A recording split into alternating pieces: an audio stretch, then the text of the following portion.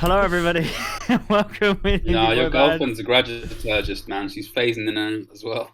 Yeah, a group of friends that all like D&D Pretty Boys because apparently it's not fantasy and it's everybody's hot. Apologies for all the technical issues starting late and me deafening everybody with adjusting my mic. This is an original D&D campaign set in the critical role world of Exandria, taking place 10 years after the events of CR1. We are at a fairly pivotal moment in the story where the group is confronting Lauren's former character. Don't say that like it's my fault. That's the life of my former character. There's a lot of formers. Yeah, a lot of former here to trace. So they have traced this character to underneath the Arbor Exemplar in the middle of the Barb Fields near Rasha, in the Kryn Dynasty, and they're also here to hopefully destroy the Wanderwalkers.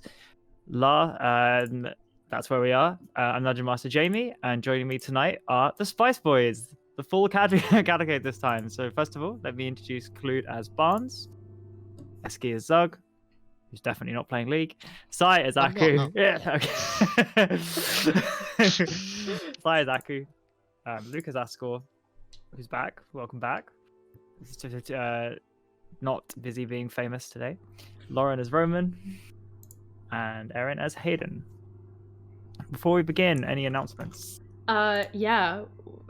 Clued, it's our usual announcement. You want to take it away? Thing we do, guys, we're doing an art giveaway when we hit 300 followers on our Twitch channel, and this means that we will open up a thing on our social medias where y'all can like retweet and like and follow and stuff, and your prize for entering in this great tombola will be Erin and I drawing your characters. You will get 2 bits of art for the price of 1 action, or however many actions, liking, following, whatever. Yeah, a few things, but you get loads of art in response, so that's cool. So watch this space. We're 3 away from reaching that 300 follower thing, so get your friends to come follow so you can enter in our happy roulette of free art. Cool, that's it. Yay! Anyway, that's it. It's worth mentioning, we literally only need 3 more followers. So, like, everyone must have at least 1 friend they can send a link to follow. It's literally free. Oh, come on. People have got to have had dogs out there they've got Twitch accounts for. Yeah. Come on. Exactly. It's free and you can change your mind at any time. You can literally change your mind at any time if you find us annoying. Yeah, we don't check our unfollowers list, so, like, we're not going to be offended if you unfollow us later. Like, we literally don't have time or any fucks to give, so Erin, can you roll for deception, please? No. But yeah, that's us. All right, we're ready. Thank you for the normal the normal announcement. To get you back to speed up, last week you guys used your crystals to come to the bottom of this elevator style thing. You've repowered. You were presented with 3 options. However, you chose to run straight ahead towards where you presumed Ghost was. You found a room off to the side that may once have been the trapped tomb of Vespin Chloras, but now merely contained his femur with a smiley face drawn on it. At which point you continued on to find a prismatic wall between you and Ghost. After a brief exchange between Ghost or Elenia, the wall came down. Combat engaged. You destroyed each of the tendrils he seemed to be powering along the side, which were beginning, as Roman deducted, to corrupt the tree around him. He has made it very clear that what he desires is for Aku to surrender Lan Harath to him in exchange for Rasha. Combat has been tough. There have been some odd goings on. There has been a lot of powerful spells cast. One of you was died almost immediately and was brought back by Aku. And before we ended last session, he cast Banishment on Ascor, Hayden, Zug, and Roman, causing Roman's echo to disappear as well, and just leaving Barnes and Aku and Rasha, who's seemingly immobile, alone in the room. And that is where we will zone back in. For those of you not currently in the room, you are just floating on a demi-plane through the air unsure of what is happening back in the material plane. For the sake of this, I'm going to kind of go roughly by turn order. It would have just been Ghost's turn, so I'm going to drop it down to Aku.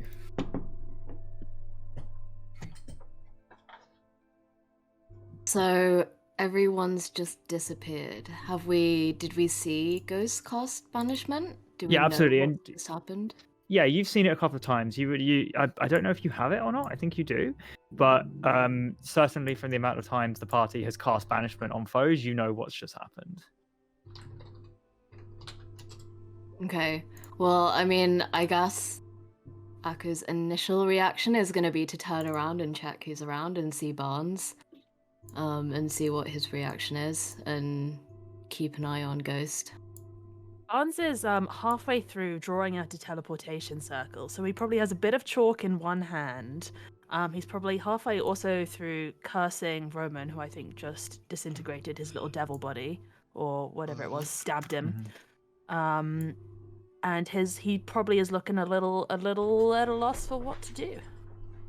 It's probably the read you get on him for now.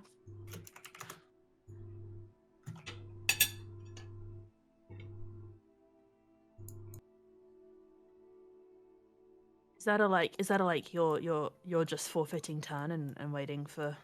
Yep. Oh, okay. I mean, he has no idea what Ghost is about to do, so he's just gonna wait and see.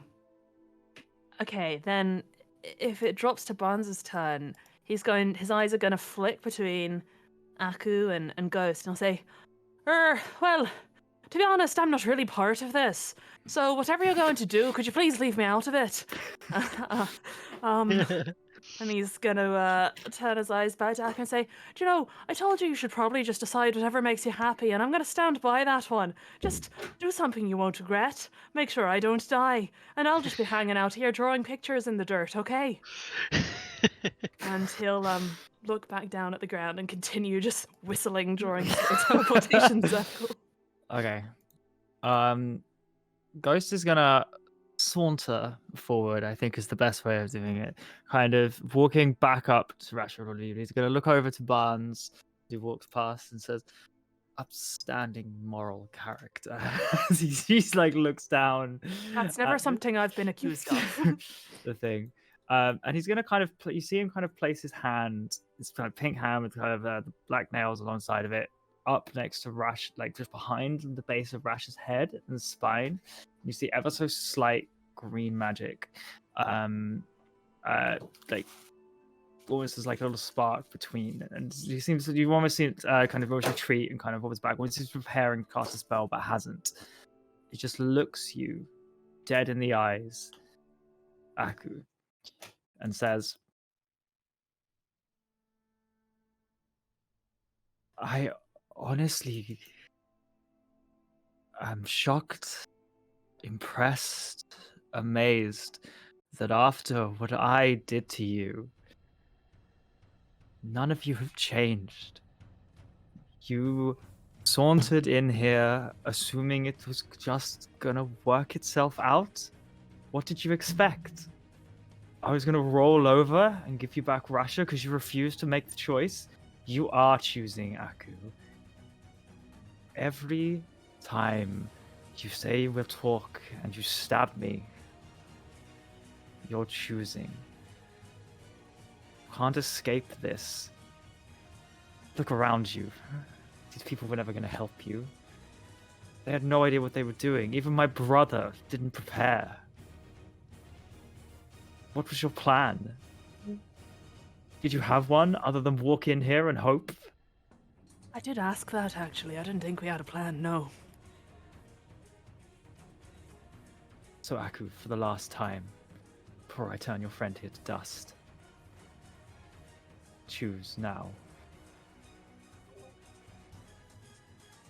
Aku is staring at Ghost, and he kind of closes his eyes and draws a deep breath, and he laughs a little.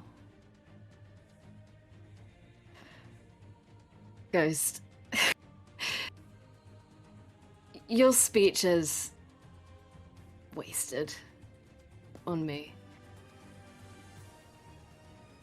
I'd always intended to give you Lanharath.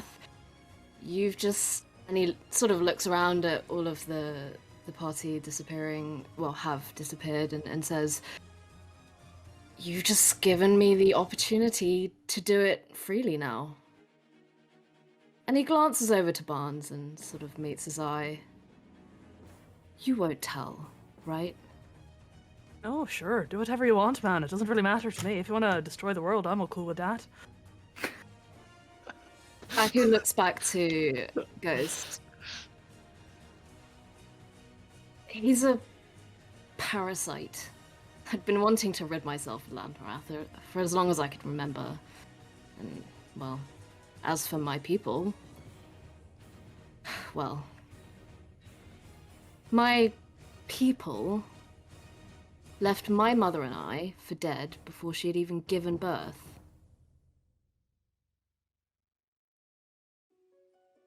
He looks at the floor and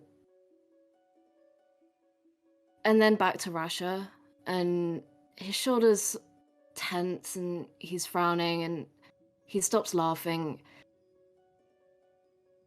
You know I care for Rasha. How could I possibly choose them over him? Just tell me what I need to do. We don't have any interruptions, after all, do we? I told you you'd do this willingly. I suppose I just didn't know you'd do it happily. Summon Lanharath and tell him that you release him to me, Elenia.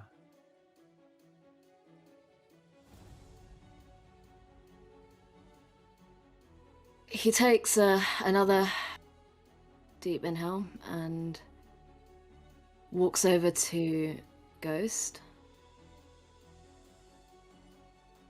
and says, I release... So you need to summon him first. Sorry. Okay. Assuming that he summons Lanharath. Okay, so Lanharath to you appears, and compared to like the fairly small version of him you saw before, this time he restores to the height you're used to seeing him at, which is slightly bigger. And this is probably the most corporeal you've seen him for a while. Barnes, you see him as well, kind of standing next to Aku. And rather than... he has an odd expression on his face as you do this. You would expect kind of fear or despair or anger that you've seen before, but this is almost... it's disappointment mixed with a small tinge of regret. Barnes, you definitely get that off kind of this like very bark-like face, but Aku, as he's summoned, you looking at him, that's what you see. And yeah.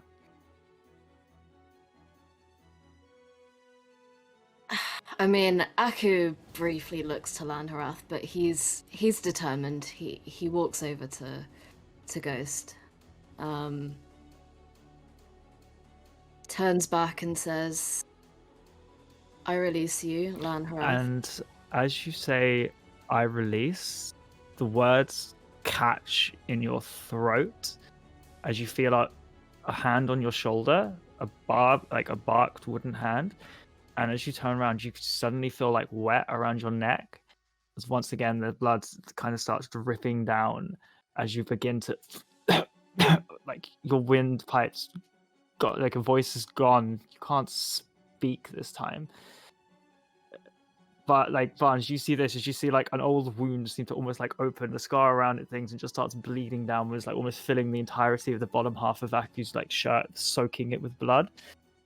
And Lanharath's hand, and Ghost like takes one step back, looks slightly shocked, and Lanharath's hand on Aku's shoulder. Barnes, you don't hear anything, but Aku, you hear, I'm sorry, I can't let you do this.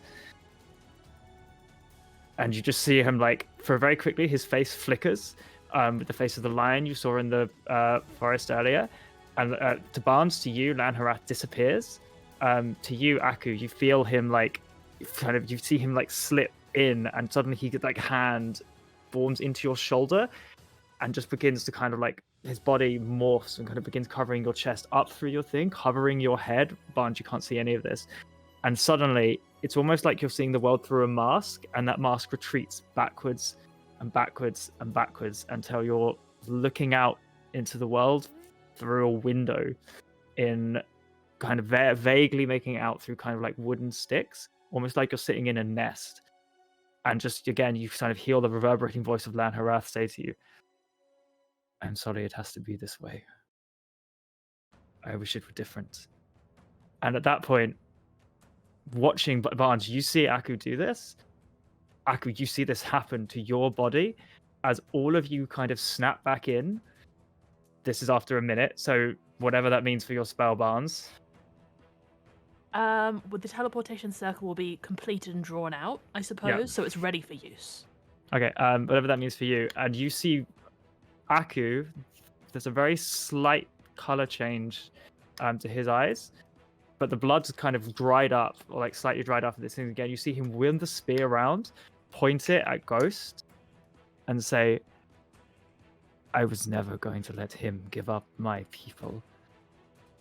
Staring straightly at Ghost of Rasha, as all of you snap back in. So banishment ended, a minute has passed. So everybody's back in. We'll do turn order from kind of Ghost. But we'll do turn order from... Actually, let's just have him get... Burdened with forbidden knowledge of what has transpired here. As that happens, guy says, I guess then I'll take it. And you see him slap the back of Rasha, and like a ring kind of clatters on the floor, clatters down, and Rasha's eyes are suddenly alight with flame. And you see kind of like a little sparkling around his head. And I would say that for the first time in a very long time, Clued, could you take over Rasha as you awaken from a slumber? You've been aware of most of what's been going on around you, and you hear Aku say those words. He chooses his people. His eyes probably dart from Aku and linger there for a little while. And Aku's staring unblinkingly at kind of you and Ghost, and does mutter, I'm sorry, under his breath. And his eyes look to the rest of the party. Do they look glad for that decision to have been made? Vibes am I getting from the rest of you? We just came back, so we have no idea what's happened. So, no idea what happens. What happens is you kind of all brought back in, is you see kind of Aku's spear pointing at Ghost/Rasha because they're next to each other, and him say, I would never give up. I would never do that. I would never let him do that. I would not give up my people.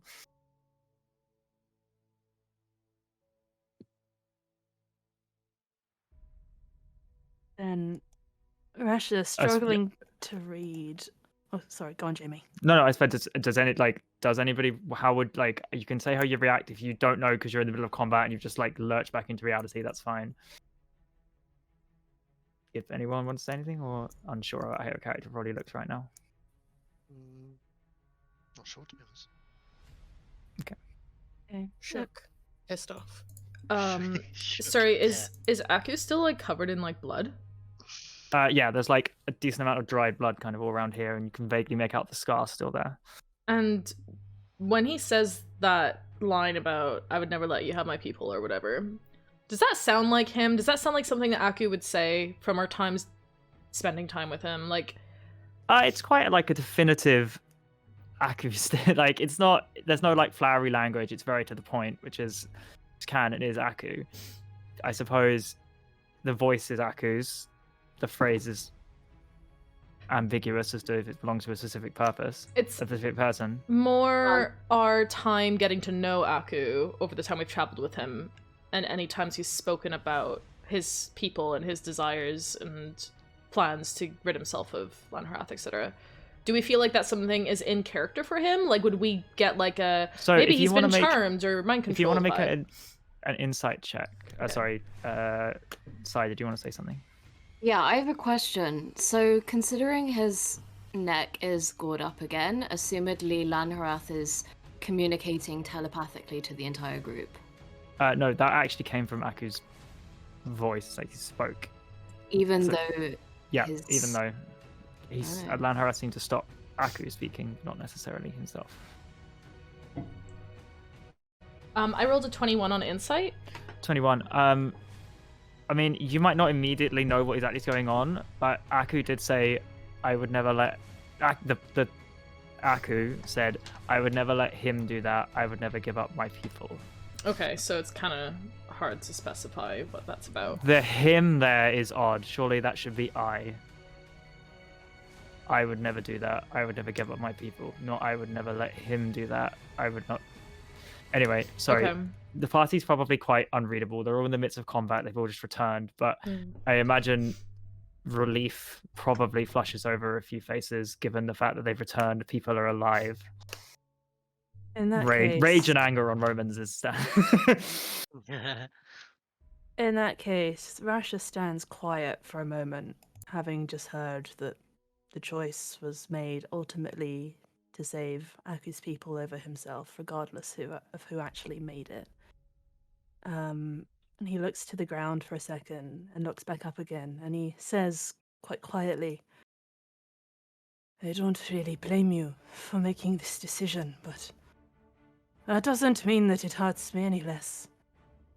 No, I don't begrudge you. I don't hate any of you for it, especially Aku." And his eyes kind of linger on Aku for a little bit, so he's not really sure who he's talking to. To know how much I meant to you, that... But regardless, the outcome is the same. I have watched you deliberate over my life for how long now, and I am sick of it, actually.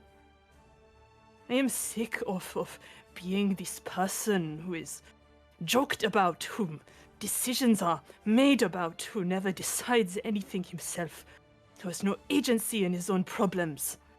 And as he says that, he raises his missing finger, and his brows furrow, and a bright white light encompasses the finger as you watch it grow upwards, the entire finger regenerating in a stream of golden light as it solidifies into a golden sort of, attachment to his hand. He turns to Ghost, angrily, and he says, "I will not be your bartering chip anymore. I am not your tool. I am certainly not your amusement if you have let me go on purpose." And his eyes begin to glow a molten, kind of hot gold, as what almost seems to be like raw lava, flows through the rings of his irises.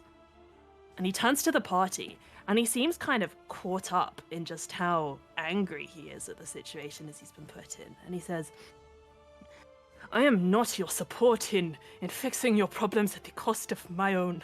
Not anymore. Nor am I your hopeless comic companion who is so funny when he cannot understand new words in a language not even his own. And as he speaks, this coalescing light sort of traces a ring around his head, and it's akin to the halo that you saw him make for himself as a decoration for himself at Ghost's funeral. Only this time it's like a pure, divine string of golden energy, and it fans out into brilliant rays that sort of stream out behind him in a light brighter than anything you've seen him able to make himself. And he kind of continues and he says, "If you'd rather other lives over mine, so be it. I don't blame you, but I choose my own. I am the saint of Forge and Fire. I am the chosen of the Golden God, and I live for myself, not for any of you, and not because of any of the decisions you have made. I am taking Nadan. I am saving him. Tell me when you've released his soul. And like I said, I don't blame you, but I cannot bear to look at a single one of you for more than a second. And I suspect nor will Nadan when he knows what has happened to him. Don't come for me. Geb needs me, and I am heeding that call." And he claps his hands together with his kind of fully formed finger, and you watch as the bag of holding kind of strapped at his side, which to contain Nadan's body, shimmers, as in a kind of golden flash, what you recognize to be Word of Recall that you're done with him. He kind of shimmers, and all that's left as Rasha blinks out of existence is this golden sort of rift in the room, which sort of folds in on itself, closes, and he kind of narrows his eyes as he disappears, looks to Ghost, and he says, "Yeah, and fuck you especially." And Rasha is gone. I have a question. Yep. DM, did Aku witness that? Through the window, through the kind of slightly barked prison he's currently seemed to be in. Yes. Oh my. Okay. Holy shit! That was a mic Ram- drop moment. Roman, we'll start this off of the round. Oh my god. Well, I spent that whole time trying to figure out ways of getting Rasha to escape and like getting him out of there, but I guess I don't need to. So Little baby's all grown up. he's all guys. grown up, and yeah, and Roman's very upset at himself. But let's go. Let's figure something out. So Ghost's here. Rasha's gone. Seems like Aku has decided to say fuck you, Ghost. What the fuck? God, I've probably got any spell slots left either.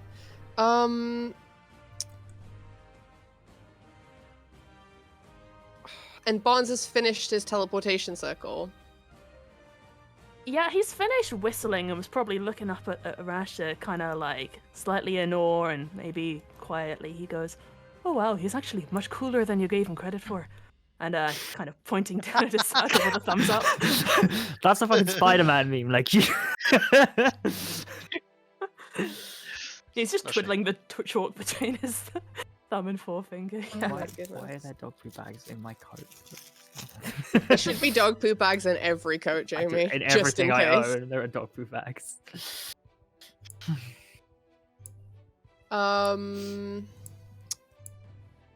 Right. Bruh, I don't know. Why am I always first? Okay, I will, does anyone seem like particularly like they're on death's door? Like they have very extremely... I think it's just you. yeah, sounds about right. Okay, Those of you who saw, by the way, Barnes, you'd have seen this, and Aku as well. Whilst kind of the 10th round passed, all the kind of cuts and a decent amount of the cuts that kind of were into Ghost were kind of slowly sealing and shutting. Oh my god, are you saying that we gotta start from 0 with the damage? No, it's not straight. It's not straight from 0.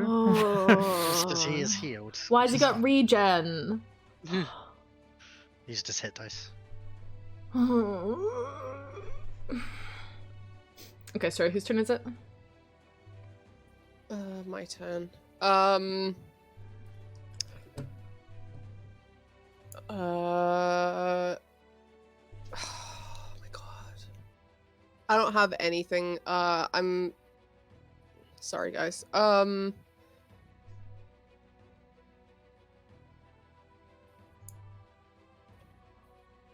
I'll hold my action for a physical attack in case it seems like Ghost is gonna come back into the room and like start attacking us yeah, again. I mean he's here, so but yeah. Yeah.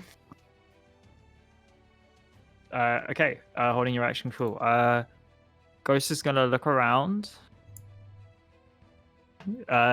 See him kind of like fold his arms, looking over at Aku.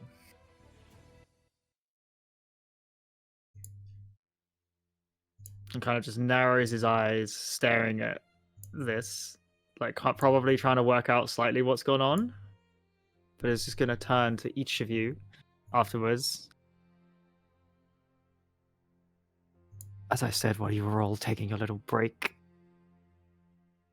no plan, no idea what's going on, no real idea what's happened.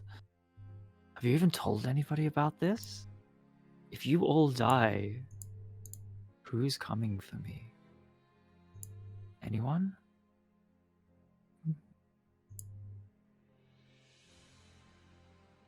I'm sure they haven't told anyone. No, that would be very in keeping with them and their secrecy. Well, I mean, realistically speaking, if we were dead, I don't really care what happens. Go ponder. Are you a nihilist? The most unexpected didn't- character trait. I really didn't think you would be, but we can talk about that later. Oh my god. I can unfortunately confirm, Zug, that souls are very real. Well, you'd have to get mine out of this ring.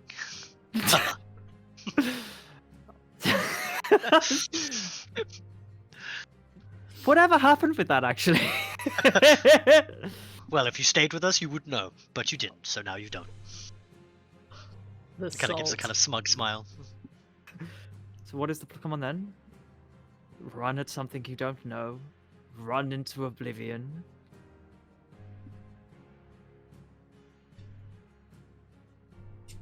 Kind of hesitates.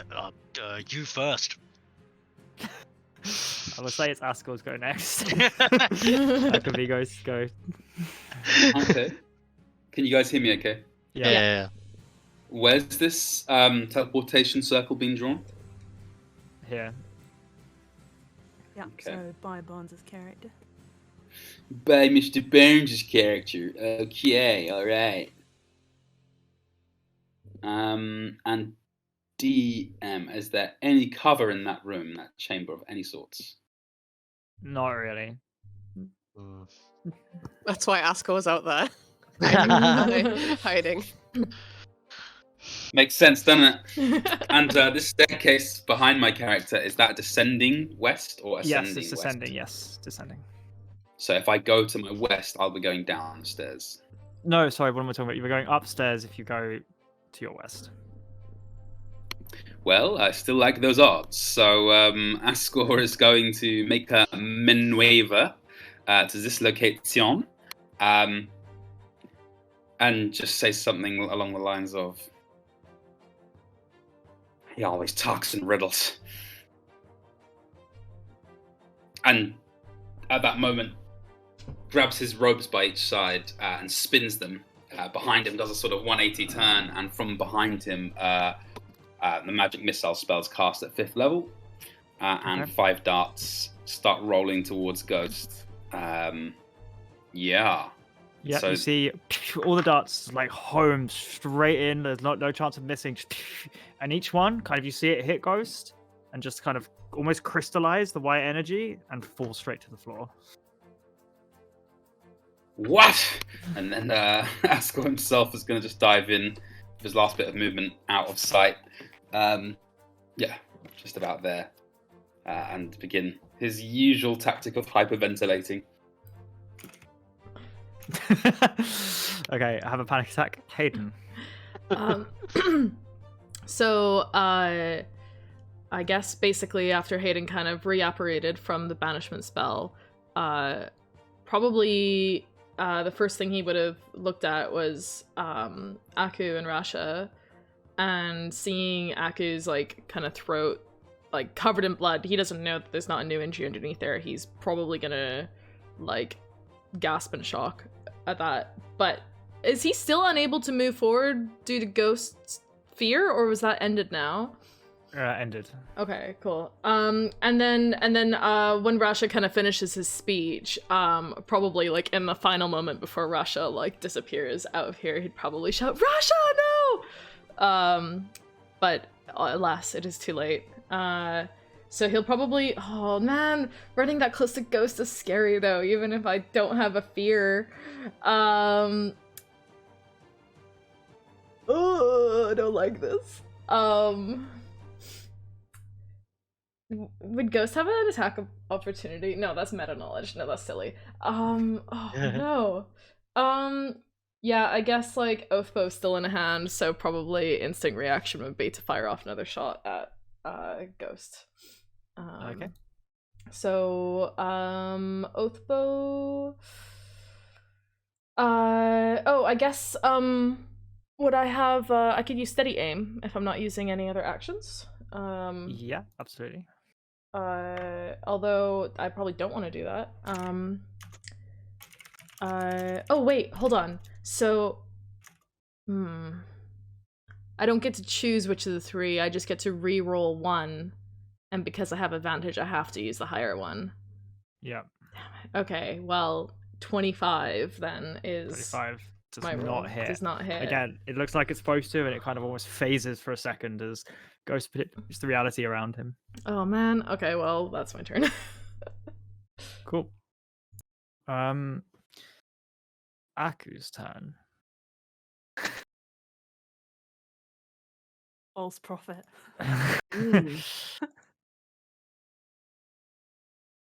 We got any more of those fire beats, by the way?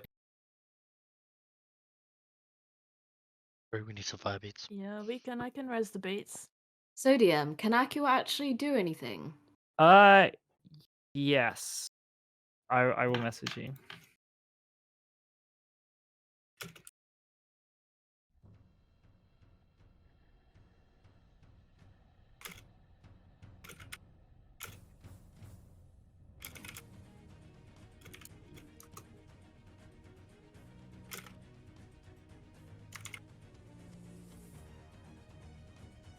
Bro.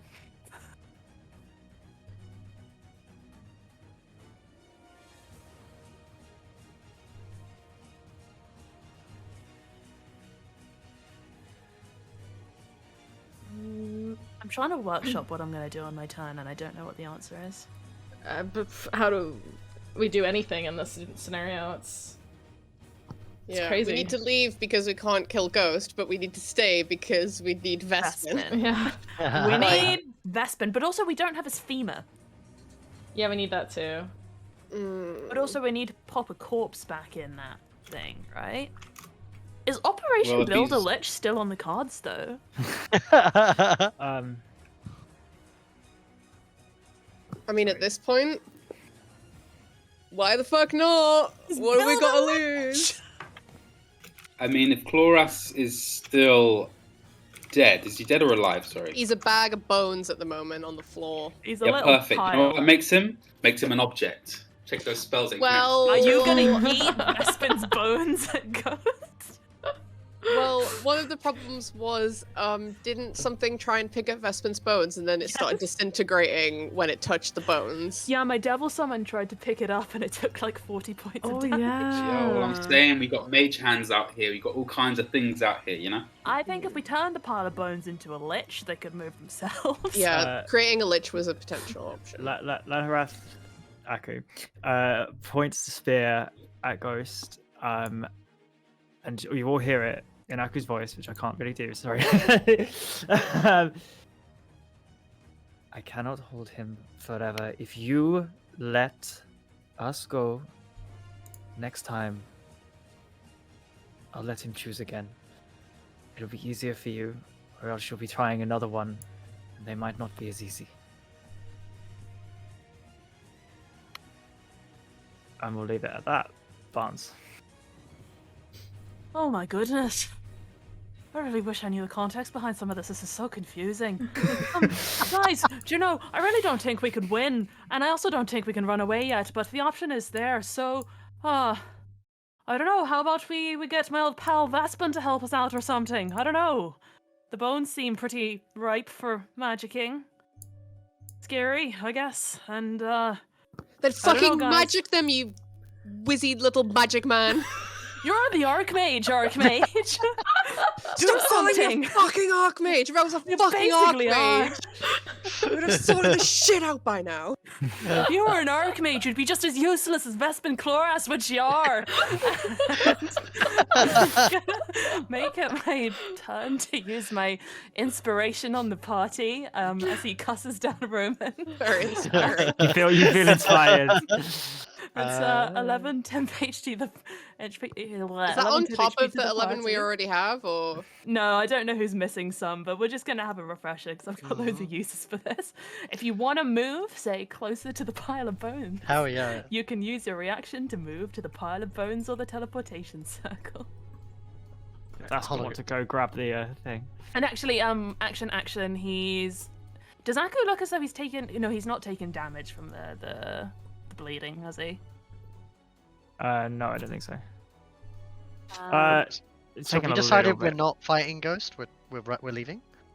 Then you haven't decided anything yet as a group. Sorting. The offer has it been made, or like the request has been out. made from Lanharath. Yeah. Oh, who listens to him? Who listens to Aku? No, Lanarath. Oh, no. You don't know it's Lanharath, it's Aku. Yeah, okay, and I will hold a rapier attack if anything aggressive come towards me. All right, Zug smash.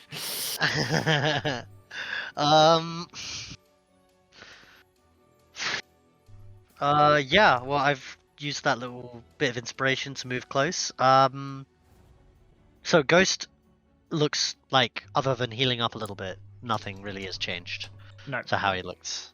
Okay, well in that case I'll do the same thing as I did before, go for an attack roll, but with the -5 penalty. Which is going to be a 19. A 19 does hit.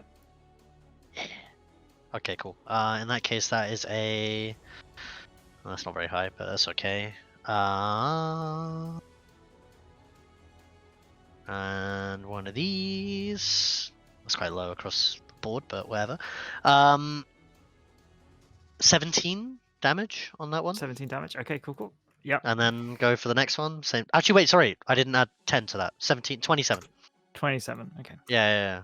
Cool. Yeah. Absolutely. This time is again, as you almost seem to be going to miss it. It's almost too heavy a blow, but as Ghost kind of does the phasing, you catch the side and slid it down, and you see kind of the kind of purple blood drop on the floor. So like for the what's actually happening here to try and explain Great Weapon. Zug is just going for absolute Hail Marys with his axe. Yeah, there's too many. Absolute, and he goes for another one and rolled a 4, so that comes down to a 12 to hit. 12 hits, yeah. 13 to, yeah, 12 to hit. Alright, cool. And then that's going to be a, that is a 18. Oh, wow, okay, I rolled high for that one. Give me a second. At least my rolls aren't lagging this time. That's 28 plus 38. 38. Okay. Yep. Cool. Again, just the sheer number of blows means that they can't all possibly be phased out and dodge. And Zug is like, the world is burning around him, and Zug has one mission in life: the smash. Purple bitch. I have one more attack. Oh, you got one more attack. Okay. Yeah. Is that okay? Or... Yeah, absolutely. Yeah. Okay. Cool. In that case, this one is a 21. Might be too high. 21 still hits. Oh, okay. Nice AC one. 23. So anything below 23 hits. In that case, that is a 12. Okay, well this one's not as high a roll. So that is a 15 plus 10. So 25. I want to check if I've got anything else I can throw with that. I don't think I do. No, that's 25. Cool. Okay, yeah, it's absolutely still just carving into him. You see, like the damage that was done previously before you all seems to have been reappeared. Like you open up some old wounds, you kind of knock him a little bit off his thing. You just kind of see him like as like one of your blows like caught him across the jaw and face. You see him kind of spit out some like purple blood, and he's going to use 2 of his legendary actions. And as he kind of that green energy, he kind of was focusing on the back of Rasha. He's just going to like say, "One of you asked to leave." Again, and the other one stabs me. Could I have some fucking consistency? And Zog, could I have a dexterity saving throw? Can I check if I used? Actually, I don't think I have it. Dexterity saving throw is going to be a. I'm actually got that high dex. Oh, but it's an 18. Alright, fail. What? Bruh. Come on. That is 84 points of force damage. Okay. As you just feel yourself being like slammed away, pushed, and suddenly from the point where this impact hit you, you just feel like your whole form is almost being crumpled or squeezed or pushed down. And you look down at kind of where it's hit, and your skin around it has just turned grey, and like bits are starting to fall off. Was that a good roll for you, Eski, or was that a bad roll? That was a good roll. Oh, right, okay. Because Yeah. I was like, I can rewind time. No, And- I rolled and make- 16. I only have a +2 Oh, to Dex. oh I should probably dear. put points in Dex. Yeah, so you're just like looking down at your chest, where guys like throw you back, and like some of your. Can you see ribs? Fun. Okay, so wait, hold on. Have I been knocked backwards then? No. It's Okay. flavor. Hmm. Roman. Okie dokie. Well. Boy, we're in a pickle, aren't we, boys? Okay. Roman is gonna see that Ghost is obviously being kind of occupied with Zerg, although that's not gonna last very long. So he is going to use his bonus action to Misty Step next to Hayden. So he peers out of a cloud of mist right next to Hayden. I don't know if that makes him shit himself or not. Hey, an opportunity attack. Go. And, Right in the kisser. He Okay. will touch Hayden on the arm, and he says, if we're going to get out of here and he says, what the fuck does he say? He says, we're going to need that extra bone. And casts Long Strider on Hayden. That was a weird thing to say, wasn't it? It was kind of a weird thing to say. I don't know. I'm not in it. You're going to need that Sorry, guys. We're going to need the long bone from the other room. Yeah. Are we committing to using Vespin? Yes! Well, anyway, so Boning corpses, that's the name of this episode. That's what Long Strider does anyway, and I cast it at 3rd level, I think it was. Oh no, 2nd level, so it's just regular level. You get extra 10 feet of movement, basically. Hell yeah. Thank you. You're welcome. Cool. All right. Ghost is just gonna raise his finger, the same kind of green energy, pointing it towards Zug, with just like slightly shaking his head, and just like look at Lanharath, and give Lanharath I'll give Aku a wink, and kind of just hold disintegrate, pointing directly at Zug's head. Why are you laughing? Esky! It's not funny!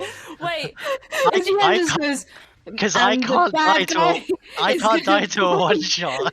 Yeah, no, it's very true. Yeah, because the orcish thing, right? Like, I can only go down to 1 HP, so I'm just Yes. gonna sit there like an annoying mug, refusing to die. We've got plenty of what you call them to go around as well. Counter spells. counter spell. all right. That's the end of Ghost's turn as he holds that action. Ascor.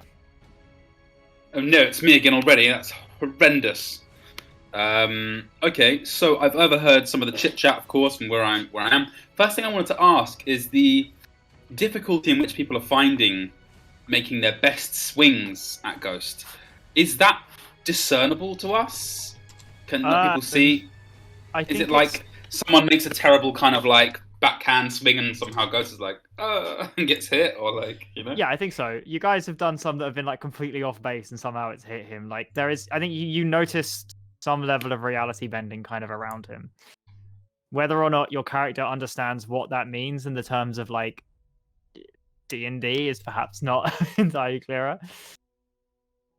Okay, cool. Thank you. And the other thing was the discussion around the corpse of the bones and the Vespin Chloras. There was a mention of this missing bone. I've obviously not. So, so if you look at the map, the room above where you are right now, that's got the tomb of Vespin Chloras in it.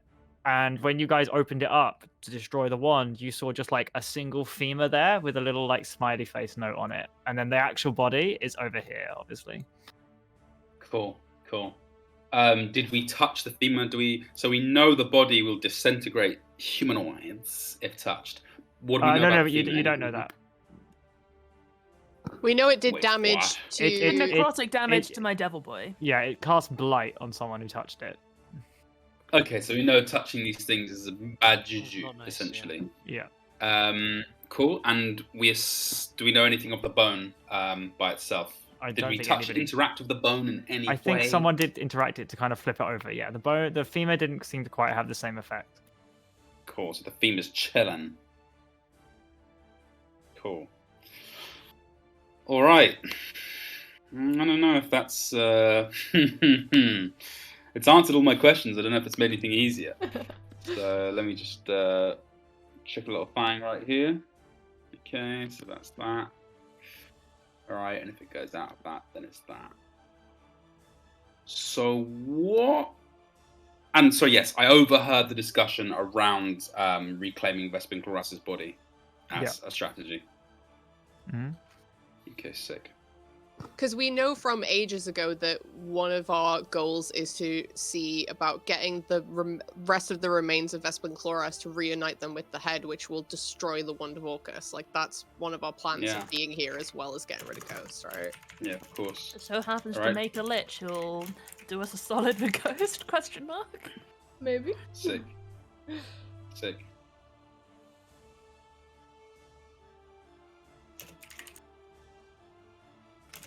Hello. All right, cool. That's an idea, which means... Okay, let's check this quick. 6-0, which means I'd have to be... I guess you could be a lich without the bone, though. Wait, but doesn't taking the bone out make the tree disintegrate? Maybe. Yeah. Wait, tree? So you're in a massive tree, the Arbor Exemplar, right? Like this huge God. wild mother world tree, and seemingly when you guys took out the bone, because that room is full of kind of roots all the way down, when you took it out, the roots ever so slightly, ever so slowly began to retreat upwards. Hold on, whatever that Jamie. means. Can I do a retroactive, like, brain check on myself from my turn? Yes. Because I feel like I've missed something huge here. Is it possible that Roman might think that instead of taking the bones away, which could potentially, like, remove the power source of the Arbor Exemplar or whatever, that returning all of the bones, including the skull, to the coffin would have the Wild Mother's protection on it and therefore destroy the wand using, like, the Wild Mother's power or whatever? I suspect that's definitely something you would consider as a possibility. You don't know if you fully restore the corpse because presumably Orcus took it once, right? Yeah. Or like someone took it for Orcus. You don't quite know what would happen if you put the skull, the complete skeleton there, and then use try to destroy the wand with it still there. Whether that would work. You don't know what kind of happens to the body of Vespin after the skull. He gets reunited with the skull. I don't think you. Well, found no, that I out. mean, yeah, we don't. We just assume that it's going to destroy it. But I guess we've been assuming that taking it away is the right thing to do, when in fact it seems like taking all of the bits of the body away will do a bad. Pretty much. Without telling you, because I don't know if you know or not, there might be the tree itself is kind of the Wild Mother's protection, and this is powering it, giving it more of a juice might do something, but you don't know if you could destroy the wand and keep the body around to be a battery. I don't think you know if that's possible, or would reasonably be able to say yes or no if that was possible. Just it might be a possibility.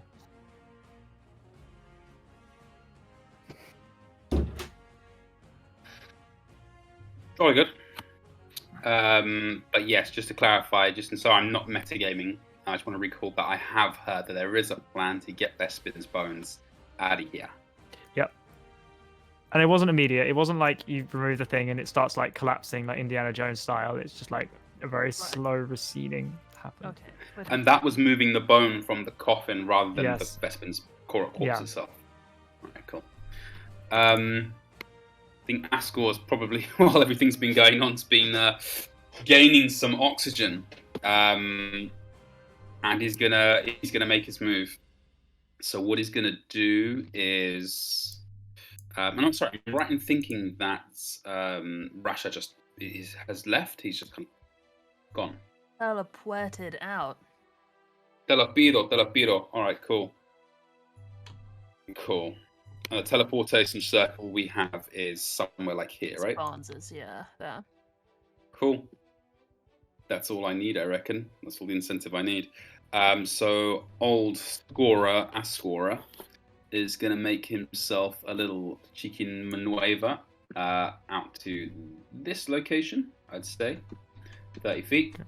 And he's going to go ahead and cast Telekinesis on the object of Vespin Chloris's bones. Okay. Yeah, I'm probably going to do it as a bonus action, so I'm going to do it as a quicken spell. Okay. How many points? Let's take a look.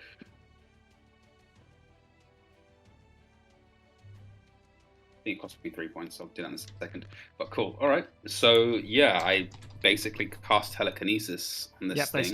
They were hovering. Originally, when you walked in, they were hovering. They've clattered to the ground, but as you kind of focused your mind on them, you just like slightly levitate them a little bit. I don't know. I need to read the spell slightly, but for flavor, a little bit. When your spell takes hold, they are slightly off the ground, like floating. And if you just let me know what you want to do with them based on the spell, then. Good stuff. I can move them 30 feet. 30 feet. 30 feet. 30 feet is what I can do. Was there any mention of planning around this circle of teleportation, by the way? Was there any kind of like, this is our way out, or like, would I have an idea that this would be the best plan, if you know what I mean? Sorry, I'm just recounting for having not been here, of course. Like, would it be the best plan to try and run with them and take them away, like, you know, get out, run back west through the staircase? Or would I have thought from our discussions it would be like, let's just get them in the teleportation circle and go, kind of thing? I don't know if anybody's explicitly said that's the plan. We haven't planned it so far as, like, we can't fight ghosts. They've run off to get the bone. Presumably the bone is going to come back here. Because this is where the teleportation circle is, so... Oh, okay, right. So they're going for that bone. Got it. Okay, cool. Yeah, okay. In that case... Yeah, I probably will just move it towards the teleportation circle, which is next to Barnes, right? Yep. All right, cool. I'm going to move them. That's what I'm going to do. I'm going to move it. How many feet is that? 25 feet, so just south of Barnes there by 1 square. Here. Okay, just south of Barnes. You see the body of Vespin rise and start levitating towards you slowly until they land slightly south here and just kind of hover slightly off the ground below you in your You've circle. never seen a man so triggered. His stress is palpable. DM, can I ask if, sorry, how large is the radius of the teleportation circle? It's out 10 feet, is it? Yes, 10 feet. I just drew in that case, I'm sorry, could I actually move it to, I think here would be even 10 feet. Where, sorry? Ping it, sorry, again. Here, right okay, here. cool. Yep. That should be Cool, 10 happy feet, with that, yeah. yep. Yep, cool. And let me just check something. Very nice. And probably just use all my movement. So I can cast it as a bonus action, sorry. I'm going to use my action to dash back to the corner here. And keep my eye on so I'm kind of not doing full cover. I'm kind of doing maybe 3/4 cover in terms of like peeking around, and keeping the as I control the spell. Okay. What was that? Hidden. Okay. After Roman came over and touched my arm and told me to go get the bone, Hayden, obviously much more in tune with the gravity of the situation and not like me wanting to just make stupid jokes, turns on his heel and bolts for the other room, which is where we are going to go. So let's have a look here. How far can we get? Strider. Is it 10 foot of movement that's added? So it's like, if you're 30 foot, it goes to 40 foot. If you're dashing, you have another 40 foot, right? Yeah. Other than... Yep. Okay. Yeah. It's added to every 80 little incremental bit of movement. Cool. Cool, so 40 foot, 40 foot, That's as far as and you- 40 foot. So yeah, basically in my turn, I can run and get back to the room where the bone is. So that's what I'll do. Okay. Cool. I'll say you run up and you grab and pick it up. I'll wait that's until cool. my next turn to grab and pick it up. Cool. I don't want to spend a turn with that thing turning my hand black and killing me and stuff. Cool. Just the tip is black. If you... Yeah. I'm okay. Just the tip of the bone. Oh, God. Lanharath is gonna circle and walk over to Barnes, keeping like the tip of the spear like trained and pointed at Ghost, and like actually he's gonna keep one, and he's gonna put one hand on Zug's shoulder. What's a healing? What's healing? Cure wounds, lay on hands. Yeah. Cure wounds. What level? Let's do cure wounds 3rd level. 1d8 plus 2, I think, or 2d8. So 2d8 plus. Shit. Okay, that's 13 points of healing for Zug. Yep. And that there. Barnes. Okay, everyone is been chilling. Nothing chilling. has attacked me. Chilling. I am going to, rather than swing my rapier at anyone, the rapier is gonna flash kind of ruby red as there's the kind of like gem surface of it glitters, and from the tip of it is going to kind of almost like an umbrella, like shoot forth a translucent, no, it's just invisible, a wall which will maybe like shimmer once or twice red before settling into it as he casts Wall of Force. I can make it a hemispherical dome or a sphere, radius up to 10 feet, panels, nothing can physically pass through the wall.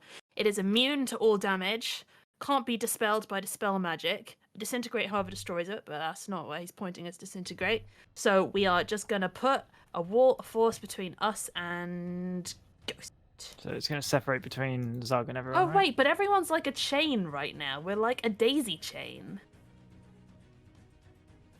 Yeah. Gonna do it anyway as like a shield. I'll separate off Aku and Co. And they, as he We're like here, or are you gonna include Zug in the line? well, isn't Aku currently touching Zug? Yeah. Yeah. Yeah. Then yeah, I'm gonna put it this way. Okay. Cool. 10 foot is gonna shield himself and Vespin. Okay. Cool. The wall of force as Barnes throws his hands up, kind of muting out. Kind of, it looks fairly translucent, but throws up. There's definitely like was like a wall of wind, kind of constantly flowing. And that's action. Bonus action. We are gonna throw a bardic inspiration on Zug, who seems to be in the most danger right now. He'll say, "Okay, buddy, don't move, or he'll shoot you and you'll get disintegrated." All right, hold still. And yeah, cool, done. Cool. Zug. He's still got. It hasn't been Ghost's turn yet, right? He's after me. He did. He held his held up action. the disintegrate. He held his action like to disintegrate you, basically. I figured as much. It's like, you know, a bit of like, you hit me, I disintegrate you. Is Yeah, the vibe. exactly. Okay, alright, so Hayden's just disappeared. Hayden zoomed off. The bones have flown up next to you. Aku's Yeah. kind of moved around and is standing with like, has healed you, standing there and is like standing near Barnes. Well, I'd like to, as a bonus action, use second winds as just like a standard while I'm still thinking about, which is 1d10 plus 12. So that's going to be 18 points of healing. Okay. Zug's looking kind of healthy actually. He's Okay, obviously a lot's happened and people are moving around. Has anyone explicitly said, because I'm not got the greatest memory, has anyone explicitly said don't hit him? I Zug. think Hit him, Leonard. Sorry. No. Or was it? Or was it just implied? It was- Barnes said if you move, he'll shoot you. And Did that he we say couldn't that? Oh, Win. okay. Yeah. But his exact words were, "If you move, he'll get you." He'll shoot Yeah. you. Yeah. And then Ghost is what, just grinning, like holding his thing, or does he look kind of pissed off? Like, what's the vibe I'm getting from the big purple boy? He looks a bit bemused, like as you said, like a bit frustrated. Like I think, like last time was when he shouted, you know, like one of you says you want to leave, the other, or like talk, the other stabs me. Can I have some fucking consistency? Is what he said while holding the green light. How does he look? Kind of like he looks alright, right? Just a bit, Yeah, kind of, he he's got a like bit like s- you. He looks worse than when you guys were all banished, but he doesn't like. You don't really know. Ghost clearly isn't human anymore, and even though you've Yeah. like cut and scarred him, he doesn't seem to be having trouble standing. Okay. Well, in no metagaming, what would well, considering everyone seems to be fleeing the room, so... can I just hold the attack action as a reaction to if he chooses to do anything? Yeah, absolutely. Specifically. Hold your action. Yeah, if he attacks you, Yeah, both just of you hold it. just like standing Yeah. there. You But literally, he's just kind of got the axe ready, just staring him into the eyes. Keep And then in he just mind kinda- that he you just only kinda get the one attack. Yeah. Oh yeah, of course. That's fine. Yeah, he just kind of sniffs and says, "Barely a scratch." Okay. Roman. Okay.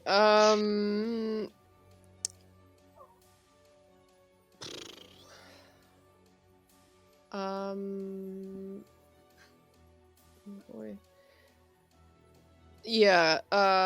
So I can't obviously get past that wall of force or anything, and also, It's much Ro- smaller than it's drawn, by the way. It's only 10 foot across. okay. Yeah, sorry, I've drawn it. So no, the one that's here is this one that I'm indicating right now.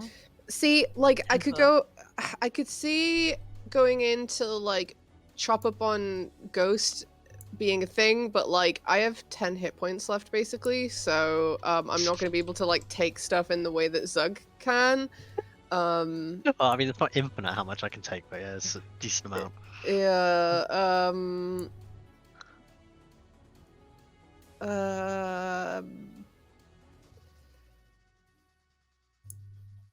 Yeah. I don't really want to. I guess I'll just hold my action again in case if it seems like Ghost's gonna do anything like to hurt anyone, then I can do an attack. Maybe I'll summon an echo, I guess. Okay. Yep. I'll summon that. Yeah, right next to him. Yep. Cool. Okay, if that's the end of your holding your action, Ghost is gonna lower his hand and just give that little slightly mischievous smile that all of you kind of found a bit endearing a couple of months ago, and now is clearly not.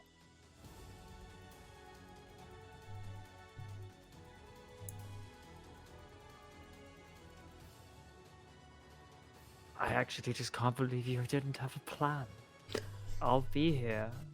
Maybe I'll give Mom and Dad a visit. Either way, Aku or whoever you are, I'm waiting.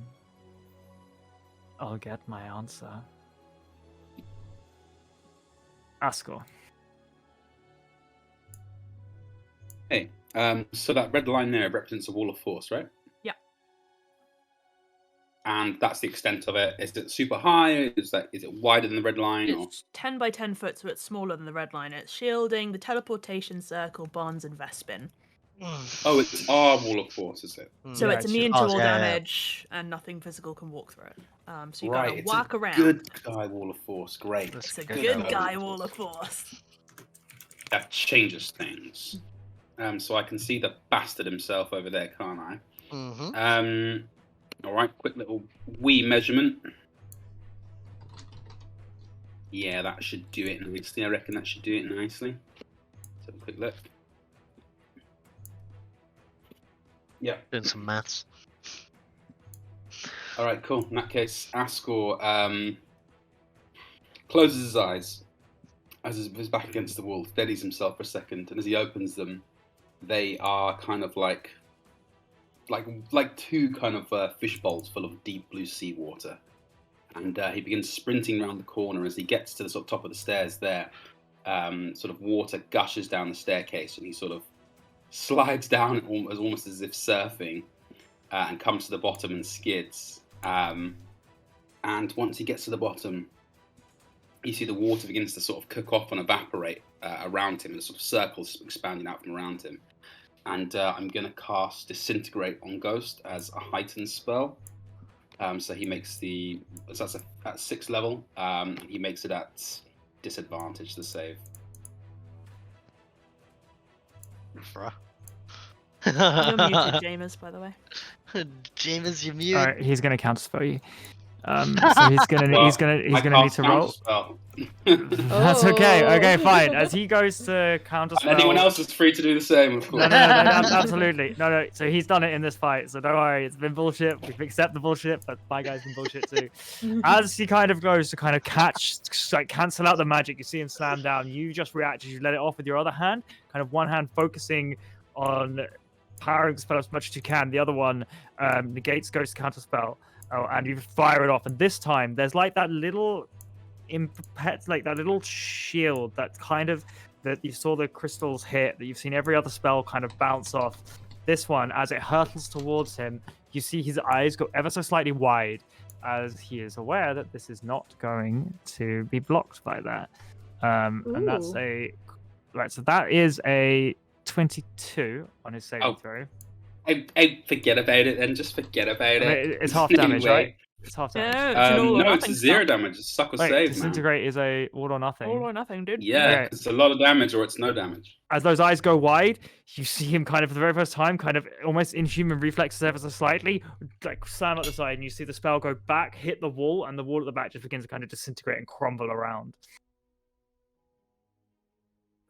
Well, in theory, there's now a 10-foot extra space in the back of the room. Yeah, I'll just draw a little square. At least I've had some effect on the world, right? Is it time for some alcove gaming? Yeah, there's like a little alcove. There's like a little alcove over here that's been like blasted. Jokes. Alcove gaming. Oh, it's time for alcove gaming. Thoroughly disappointing outcome.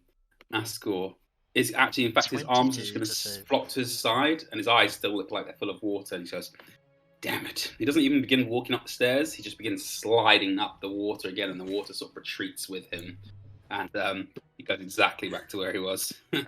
Such a creeper. Interestingly, like he only has a +3 to Dex. That was just a high roll. What? He rolled 20. What? I rolled a 19. At disadvantage, yeah. Wait, no. Oh, wait. Heightened spell, baby. No, not a disadvantage. Apologies. It's rewind time. Multiverse. It's rewind time. Wait, what just happened? I cast a spell as a heightened spell, which means he rolls at disadvantage that save. Oh, shit. If you could all look at new player chat for me. New player chat. What is that? No. No. Actually, it's weird. Something super weird happens where, like, it looks like Ghost dodges it, but then, like, time rewinds. Aha! And the spell hasn't left Ascor's hand yet. Okay, I'm re-rolling. Oh my. 20. You can't roll 10 20s to try to get a number you want. 19, 19, 18. Yeah, right. No. Roll Fucking publicly. shit, Jamie. Excuse you. That's 21. Yeah. Okay, time rewinds again, and I use my second chronal shift because this can't happen 4 times in a row. We are doing some. Sorry, I need Let's to stop yelling. go. Joe's gonna be really upset with me. I'm being really loudly.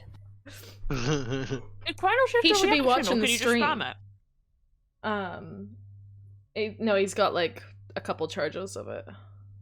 But yeah, it's a good question. If it's a reaction, then he's usually action. But I don't know. No. Laura, what's he Jamie, saying? you think gotta I can close solve it. Photoshop. You're not allowed to Photoshop your mouse. Can you stop No, screenshotting and no, Jamie, replicating never it in mind. I can Microsoft only. Edit? It's a reaction. I can only use it once. Okay, well that's fine because I rolled 19, 19, 18, 18. That's an example of what's going on in this This fucking guy's game. freaking hacking. Oh Man, my god. I hate you. I'm dead, bro. Okay. I'm dead. We're not friends anymore. Okay, I'm sorry. Askel creeps behind a creeper. All of the attempts to make this one spell hit Ghost has failed. Hayden, you're up. It's not worked for me once, this spell. I've used it. I mean, unless you guys have used it on my behalf. Has it worked? It has, yeah. We've used it while you weren't here, and it's been What great. they're doing? Wait, I need to not be here next time. who did we disintegrate? You disintegrated a star spawn. Didn't Oh you? yeah, but Luke didn't do it. Ascor did Yeah. it, but That's what I mean. it was being Jaegered by Jaeger Project. So The purse, the boy. anyway, how long does Longstrider last for? More than a round, right? Yeah. Like a minute or 10 minutes? An hour. Ages. hour. Cool. Then I will repeat my previous turn. Very exciting, guys. I'm gonna do 40 feet. Oh, actually, hold on a second. I think I can maybe cheat this a little bit. No, I have to go around the corner. Okay. 20 feet there, 20 feet there, 20 feet there, 20 feet there, and then 40 feet to here. Oh, he's next to Vespin, though. Yeah. And that's Right. my turn. Cool. Fucking Alright. Sonic the Hedgehog all of a sudden. I know, How right? fast you- It's why I'm blue. I assume you picked up the bone, yeah? Yeah, I picked up the bone and then I did all that. He forgot the bone. Yeah, no, I you was didn't pick nervous, it up. guys. No. So as last time, when you pick up the bone, there was no effect. The bone seems to be fine. It seems to be the other parts of him, or at least the parts near a ghost at the time, that did not work. Okay, so but I was able to pick up the bone, right? Yes, you were, and you were holding it, and you sprinted back round. You see Askel kind of huddled away, hyperventilating. You see No, he's Roman not looking hyperventilating. frustrated. He's looking silently at the ground, just straight down, just like. Asco Good seems to be stuff. slightly off the map, by the way. Oh, that's fine on mine. Yeah, it's okay. I think Oh, that might be there we go. yours. Ah, Anyway, Barnes. Aku's kind of just holding the spear, the tip straight at there, and you're kind of backing ever so slightly, and make sure like one foot is on the circle and one foot is touching Zug. Aiden's there with a bone? Yeah, Askel's not. I'm Oh, like a actually, I dog with need- a bone. Oh, I guess I'd need the skull for anything, and that's in the bag of holding. Never mind. Okay, well, knowing that Ghost does some cheeky shenanigans with CC, he's gonna sigh, sit cross-legged in a circle of teleportation behind his wall of force, say, well, there's only one thing for it, and that's a song. And he's gonna reach into the case on the back, and he's gonna start strumming a little tune. And as he starts with the music, you're all within a certain radius of him, somewhat empowered by the sound of it. You feel a little more confident and a little more with it, as you all have advantage on saving throws against being frightened or charmed, as he uses counter charm. So that's anyone within 30 feet of him. Yeah. Cool. Wonderful. Everyone with 30 feet, which is everybody except for Ascor, I think. Yeah. Yep. And I guess actually bonus action, I'm gonna drop an inspiration on Hayden in particular and be like, oh great, you've got his bone, fantastic, stick it on him then. That's a bardic inspiration. Oh, thank you. As a bonus action, sorry, as a legendary action,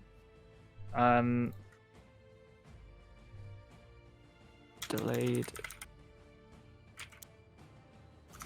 Ascor, could you make a dexterity saving throw for me? If my lord wills it. As like Ghost just says, what would Ascor do? And points, and two fingers, like a beam of bright orange light fires straight towards like the corner where Ascor is, and you see it kind of, it hits the wall next to you, condenses into a small, tiny little ball, and it explodes out into a fireball. Is that 11d9 fire damage? 11d6 fire damage, isn't it? No, it's 12. It's not a single target spell, is it? No. No, it's No. not. It's delayed fireball is what it is. Can I do a counter spell? Yeah, I may have been absolutely. away for a while, but I remember that. If you want to do a counter spell, go for it. You will need to roll. Okie dokie. It's just a. Is it a roll plus my intelligence? Yes, so or- +6. You need 17, I think. The 7th level spell. 20. 20. As it kind of like goes out to do it, you see the kind of as it kind of walks, as the spell, the beam flies past you, you almost seem to catch it, throw it down into the ground, and smother it with your hands. And you look back at Ghost, he just goes, "Come on, you want him to die a little bit too." I rolled dexterity saving throw, is it? No, it was counterspelled by Roman. Oh, hero. God hero. Zug, you're up. How much damage would that have done? That's some pretty I'm epic, not- like, Considering brotherly. that he cast, don't I get choose my reaction? Yeah, absolutely. Your whole action, you can attack him. Okay. Because like, would I get a reaction then when it's my turn? I also get an action because we're back Yes. to back. Yeah. Well, I get 4 attacks. Yes. All right. Well, like the moment he throws that spell out, Zug just kind of like gives a Alright. huge run as he goes for a strike. Once Yep. again, doing the same thing as he did before. It just like seems like an unbalanced, reckless swing. And he rolls a 15.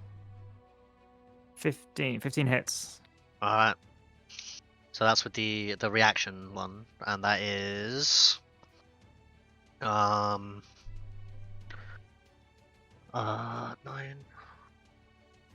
18 28 in total on that one. 28 hit. Yep, absolutely. No, okay, 28 points of damage, and then he just goes into his turn and does his normal attack action. Yep. This one is a 16. 16 hits. Yeah, it's anything below 23, right? Anything That's- below 23. Yeah. Okay, cool. All right, I'll just keep that in mind. I'll stop asking. And then that one is my last dice didn't roll. That is 18, 20, 30 points of damage. 30 points. Okay, cool. So there's like another reckless swipe, both of them landing, and then goes for his third one. I'll describe it all at the end when you do your damage. I'm just gonna do the math first. So this one also hits just 22. Yep. In that case, Thank God for this -5. it's kind of busted. Oh, I get to reroll that because that was crap. Woo. Wow. Okay. I rolled a 1 dice 2 times in a row. That's nice. In that case, this one is a. That was a 1 plus. Sorry, 9, 17, 21, 31 on that one. 31. And then the last attack is a. Hey, Bucky. Can I use a lucky dice to like? Yeah, if you want to re-roll it, yeah, go for it. I just don't know whether that's. Bear like, in mind, a allowed. 1, 2, or a 3 is a crit for you as well. I don't know if you rolled them. Yeah, no, I rolled an 18, so like I'm Okay. trying to undo that. Okay, so we're gonna go for the last one, the roll again, because I rolled too high on that one. Oh my god, I rolled an 18 twice. Okay, well that one misses. No, the fire strike, you kind of get in your rhythm. Like the rest have all been kind of, you've been randomly throwing strikes out or just spinning with it, you've been whirlwinding with your axe and kind of cutting Ghost because there's kind of nowhere for him to go. However, the first one you almost forget for a second and actually hit like a well placed strike on his shoulder, and this one he kind of dodges. And he kind of like moves out of his way. You see him like look up at you, and there is like beginning to be like winces of pain kind of in his eyes, and you can see that like the scars are there, and leaking kind of out is a little bit of the purple light you saw earlier. If you remember that kind of Roman attacking him with the sword kind of leaked almost more of that essence out, but you've managed to kind of cut enough holes or blows in him that there's some of the energy that is sustaining him is beginning to leak. However, as his legendary action, 2 more. Let's go. Just fuck off. I'm just gonna reach up and touch you, and could I have a wisdom saving throw? Oh no. Oh, do I get the Aku bonus, right? You do get the Aku bonus. Are you within 5 feet? Yes, you are. Yeah, you get the please, Aku right. bonus. He's Yeah, touching me. yeah, absolutely. What's the Aku bonus again? A plus plus 4? Is it a fear Um, or a charm? No. So that would be a 16, I believe, with the bonus. Okay, 16. You feel, you kind of look at yourself, you just don't know quite what's happening as you're shrinking, like your eye level gets down lower, your mouth, everything goes black and white, you can go down on all fours, your mouth feels like slobbery or wet. The rest of you, Zug has just turned into a Labrador. As polymorph has been cast on Zug. What was the save throw for that, by the way? Wisdom. Yeah, I know. I mean, what was the actual like, break 22. point? Oh, Jesus, yeah, no chance. Wow, Ghost DC.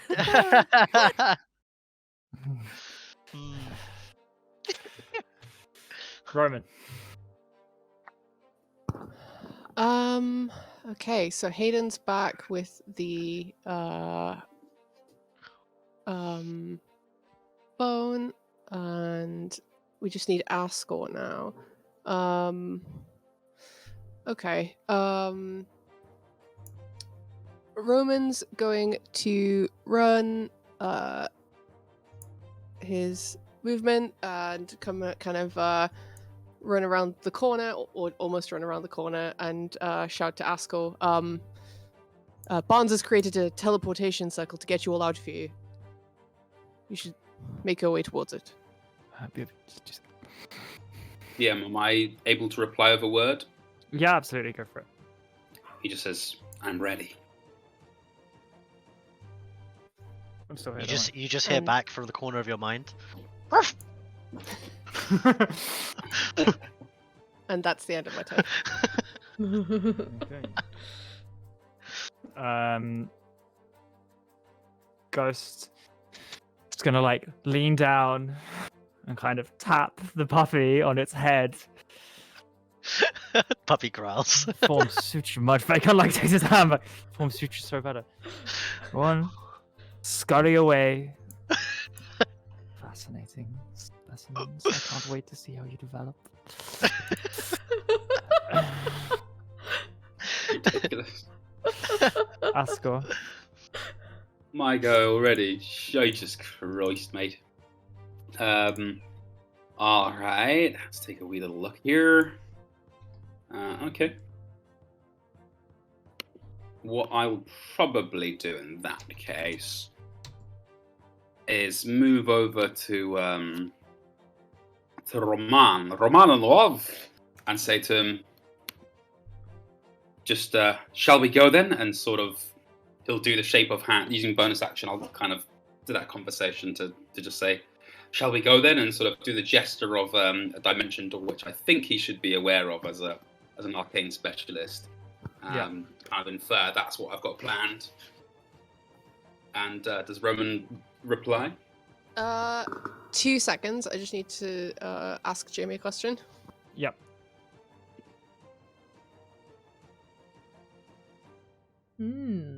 Secrets.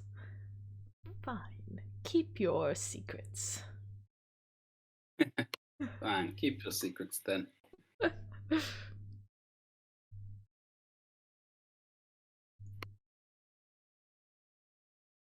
Frodo begins. The music ended very ominously. 23, Jamie.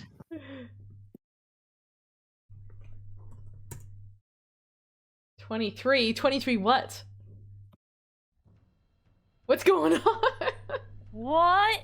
Am I under attack? I'm nervous. Maybe they're doing an Arcana roll to sort of work out whether. Well, I'm metagaming. Oh, metagaming. So yeah, sorry, Lauren. To clarify, you'd be fully aware of like what each of the decision you make, the implications of it. Like you know what you know what would happen if you choose to go. You know what would happen. Yeah, like, do you need me to write that to you? Yeah, if that's okay. Just a quick.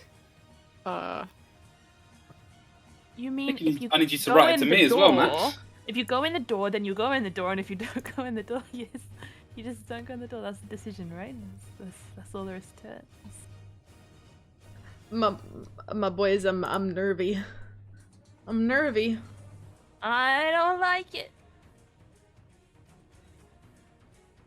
I'm sus.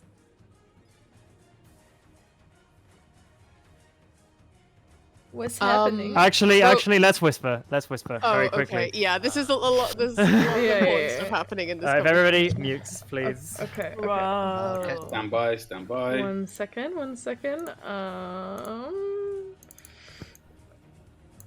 Alright, cool. I'm just gonna quickly- Okay. you can hear me, right?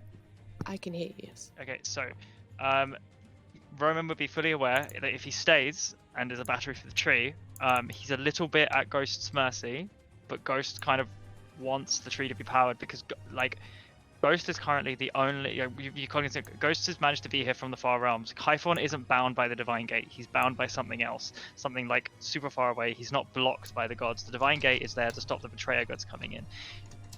If you were to leave and the tree collapses, the Divine Gate weakens, which likely means that the Betrayer gods or their minions have an easier time accessing, influencing, and getting into the world. That's what you think or believe. So it's not directly in Ghost. Like, the reason Ghost left the femur is because Ghost doesn't want the tree to collapse. He wants to harness the power for his own ends, but actually the tree disappearing doesn't help him. You're muted, I think. Sorry. The dog was crying, so I didn't want to just be like that while you were talking. But obviously there's more risks to the world than just Ghost, and Roman could presume that the Divine Gate weakening would not be good for... It would certainly not be good for right now they really don't have a lot of influence. Like, those who worship them are few and far between, and those who do, like, kind of like, a lot of followers of a lot of the gods are able to get like power, but the Divine Gate's blocking that for people like Asmodeus and the Chain of Oblivion. But weakening that would weaken it for all the gods, so all the gods would have more influence. Yeah. It's not just the bad ones, but Yes. Roman, like, as a member of the Kryn dynasty, is keenly aware of what some of those gods had influence meant on the world. Yeah. I guess my additional follow-up question, and I don't know if I need to make like any further checks for this, because like I've said before and I've had issues with in the past, like, Romans are a lot smarter. They're supposed to be a lot smarter than I actually am, so silence you. Like, from what he's seen here today, and given his like time spent in the Fall Realm and his years working with his brother, studying the arcane and stuff like that, does he feel like if he spent time to prepare, he could come back and like be more prepared to like neutralize whatever is happening? And like, does he think that he could kind of come back and deal with it, or is this just sort of like, it's sort of like kill him and be done with it? No, I think that you've kind of walked in, you didn't quite fully cognizant. Maybe you haven't seen Ghost. This is a lot worse than what you thought. You need help and research. You need help. Like, Roman's like, this is beyond me. I need somebody to fucking tell me what to do. I need to know more about Kyphon. I need to know more about Ghost research. What the fuck has happened? I thought that, like, we could break this. Stop it, Luke. Luke is distracting. Yeah. No, like, like, I don't know. Like, Roman right now is like, yeah, shit, we're in over our head. We need help. We need backup. I'm just giving this facial expression to scare everyone else, by the way. Okay, cool. So yeah, that's the decision you're Thank faced you. with. Okay. Okay, Cool. okay. All right.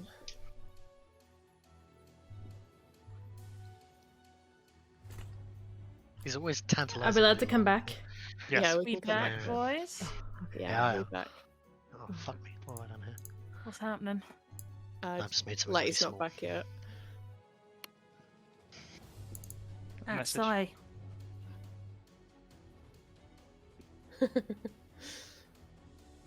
Aye. Cool. So, not a second has passed. Roman will, like, hold on to Askor's shoulder and just says, let's get the fuck out of here. Askor's probably gonna look down the hallway and see the dog and just be like, "What?" The slightly green Labrador. Roman just goes, and take the dog too. And Askor's gonna go ahead and let's have a look. Look. That should all check out, I guess. Yeah. Okay. Cool. Yeah, in theory. So Wall of Force. you can still teleport through them because you can see the destination. So what I'm going to do is I'm going to cast this as a... Okay, let me just check something quickly. Okay, that's smarter.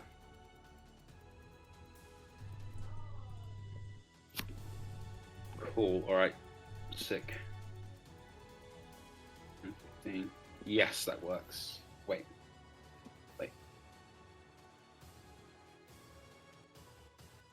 Oh, shit. Shit's crazy, yo. I think it's gonna work. I think this is ridiculously gonna work. Okay. So, DM, in that case, I'm gonna grab Raman. I'm gonna cast, at least as a bonus action, I'm gonna cast it as a quicken spell. Dimension Door. And Yep. I am going to port to this location so that I'm on this side of the wall, and Roman is actually gonna get pushed onto the south side of the wall by the wall of force. Okay. Yep. You guys appear kind of slightly separated by the wall, and Roman gets a little bit thrown backwards by just the kind of wind bursting him as the wall force separates you two. And then I'm gonna grab the dog. Yeah. I'm gonna pick it up as it's licking my face. The dog makes no attempt to resist being grabbed. You sure? You wanna roll this one? It's not like my No, none whatsoever. It's just it's a Labrador. It just kind of There's a good boy. it continues growling and keeping his eyes on Ghost. Aw. Okay. And as Ghost is seemingly distracted with the shadow and the sort of Aku hybrid, gonna just literally run away with the dog, out of reach. Oh wait, no, I have a token for this. What, the dog? Okay. Oh, prime character. Hey! That's not a Labrador. No, That's a leather Yeah, dog. it is a dog. And I'm gonna run around the wall of force. I have enough movement to make it, about 5 to spare, I think. Carrying Poochie McPoochison until we're both on the other side in the range of the teleportation circle. Yay! Go. That's my Yeah. go. Yeah. Aku, just like look at Barnes. Go now. Look back to Ghost. You skipped my turn. Oh, did I? Sorry. Hey. It's okay. I guess, is everyone gathering in a teleportation circle right now? Yeah. Then Mhm. that's what I do with my turn anyway. So, Okay. although is Aku in the teleportation circle? Who isn't in the teleportation circle? Everyone's in it. The wall of force is just, I'll say, not blocking Aku from being in the circle. Oh, okay. So the only person not in the circle is me and Ghost. Pretty much, yeah. Mhm. Okay, then I will get in the circle. Okay. Aku now turns. Go now, Sister Barnes also turns to Ghost. Man of my word, one chance. We'll find you. And Barnes. All right, I am so pleased to be leaving. I'm not pleased to have met you, Ghost, but I guess we did. Have a great life. I hope we never Whatever meet again. makes you happy, Barnes. Whatever makes me happy. Thank you. Okay, just meta question. Vespin's bones are in the circle, but do I need to hold them? I'll say that no, they're that's fine. They are an object being carried by other people in the circle. By Right. telekinesis, I think, right? Oh. Okay, all right. In that Yeah. case, I'll just turn to the bones and be like, the bones and be like, all right, Vespin, I'm kidnapping you. Let's go. And he completes the teleportation circle. As it occurs to him briefly, he's been dead 900 years. He's not really sure that there'll be something on the other side. He's I not guess it's- 100% sure where he's going. He thinks he's made a circle for somewhere. As the runes all flash up, the chalk kind of igniting and beginning to billow smoke around you. How many are there? Oh my god. Where are we going? Which plane of Um, existence are we going to? 1, 2, 3, 4, 9. Those of you, you all poof, and you see ghosts like smiling through the smoke through the wall as you all vanish, and his words like echoing like specimen as you fly off.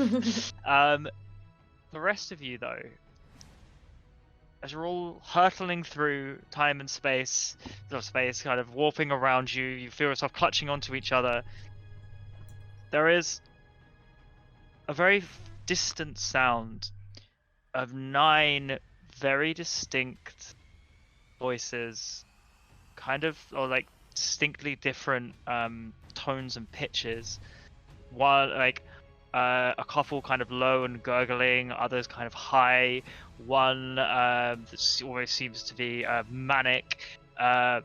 One seems to be coming almost through underground.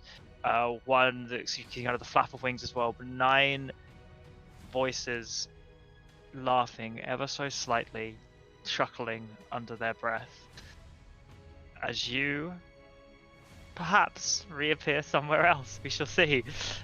We shall leave it there for a break.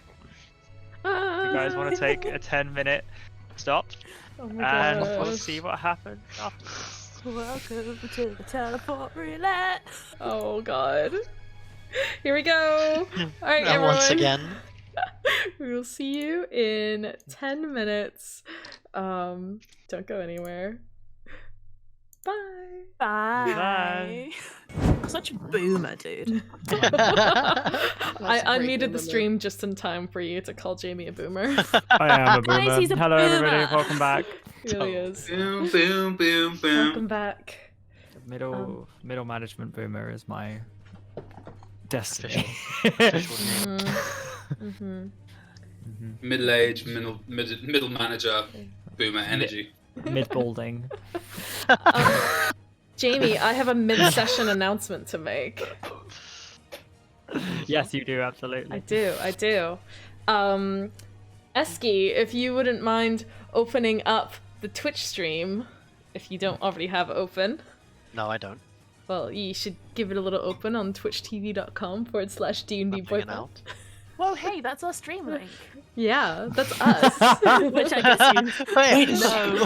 Who's that? Yeah, you're already watching. Alright, Yeah, I have it open. you can see it now?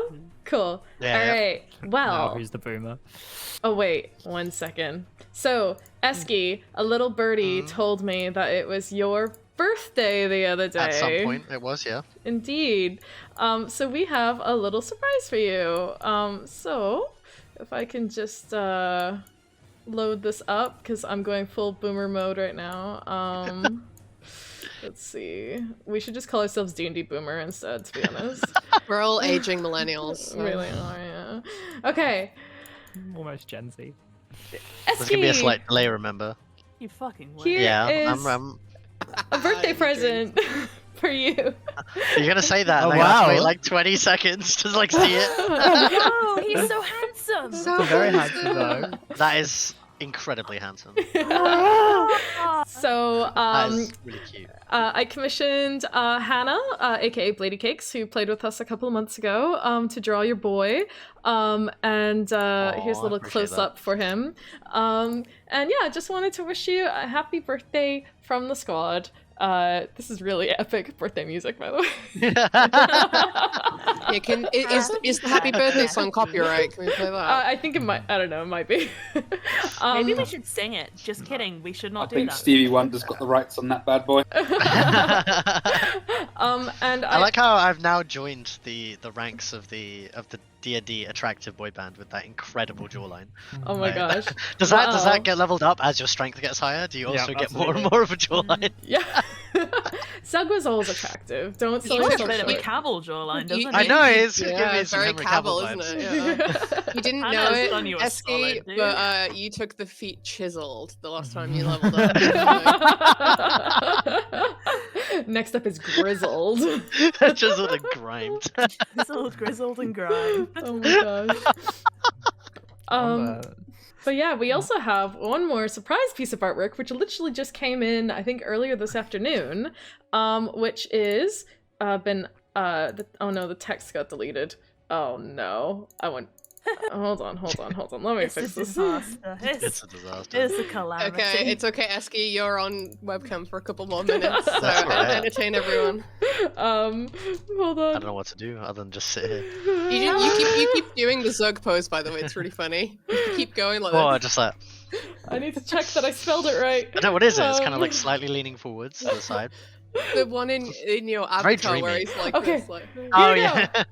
Ta-da! Here's the second piece of artwork, which was drawn by Jen, a member of our community, who has been drawing lots of amazing artwork of her characters recently. And this is actually hands drawn with watercolors and gold paint Oh, that's so details. Kind of a tarot card inspired look. And Oh. if That's really you look, Yo. there's a bit of a close up here. And you can kind of see all the details that are on the artwork. It's That's very, so very cool. pretty. Wow, he So- popped off. Yeah, That's popping off. Jen He's all gabbed. went next level. Oh He is yeah, Gab. so the armor is the new inspired armor.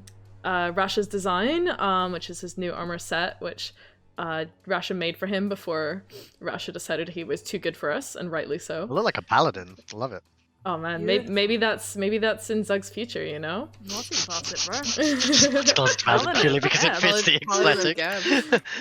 So yeah, there you go. So happy birthday! Aw, thank you so And- much. I appreciate that. No problem, and thank you very much, Jen, for the amazing fan art. We really appreciate it. It's super beautiful. We are not worthy. Thank you, Jen. Yeah, Happy update the birthday. fan art reel, my dude. I need to update the fan art reel, so I will do that very soon. But yeah. Anyway, that's the fan art update that I meant to do at the beginning of the stream, but I was so disorganized I forgot about it. So, Jamie, if you want to give your mid-session recap. Right, so, you guys realized, or perhaps were told, that fighting ghosts might not be the best idea after Aku seemingly did not give up Rasha. Sorry, seemingly did not give up people for Rasha, although how much that was his choice remains to be seen. Rasha, upon realizing that, maybe you guys haven't always treated him well or the best, despite being his friend, decided to take destiny into his own hands and leave. You all have the body of Archmage Vespin in its entirety, including the femur, leaving whatever to happen to the other exemplar to happen.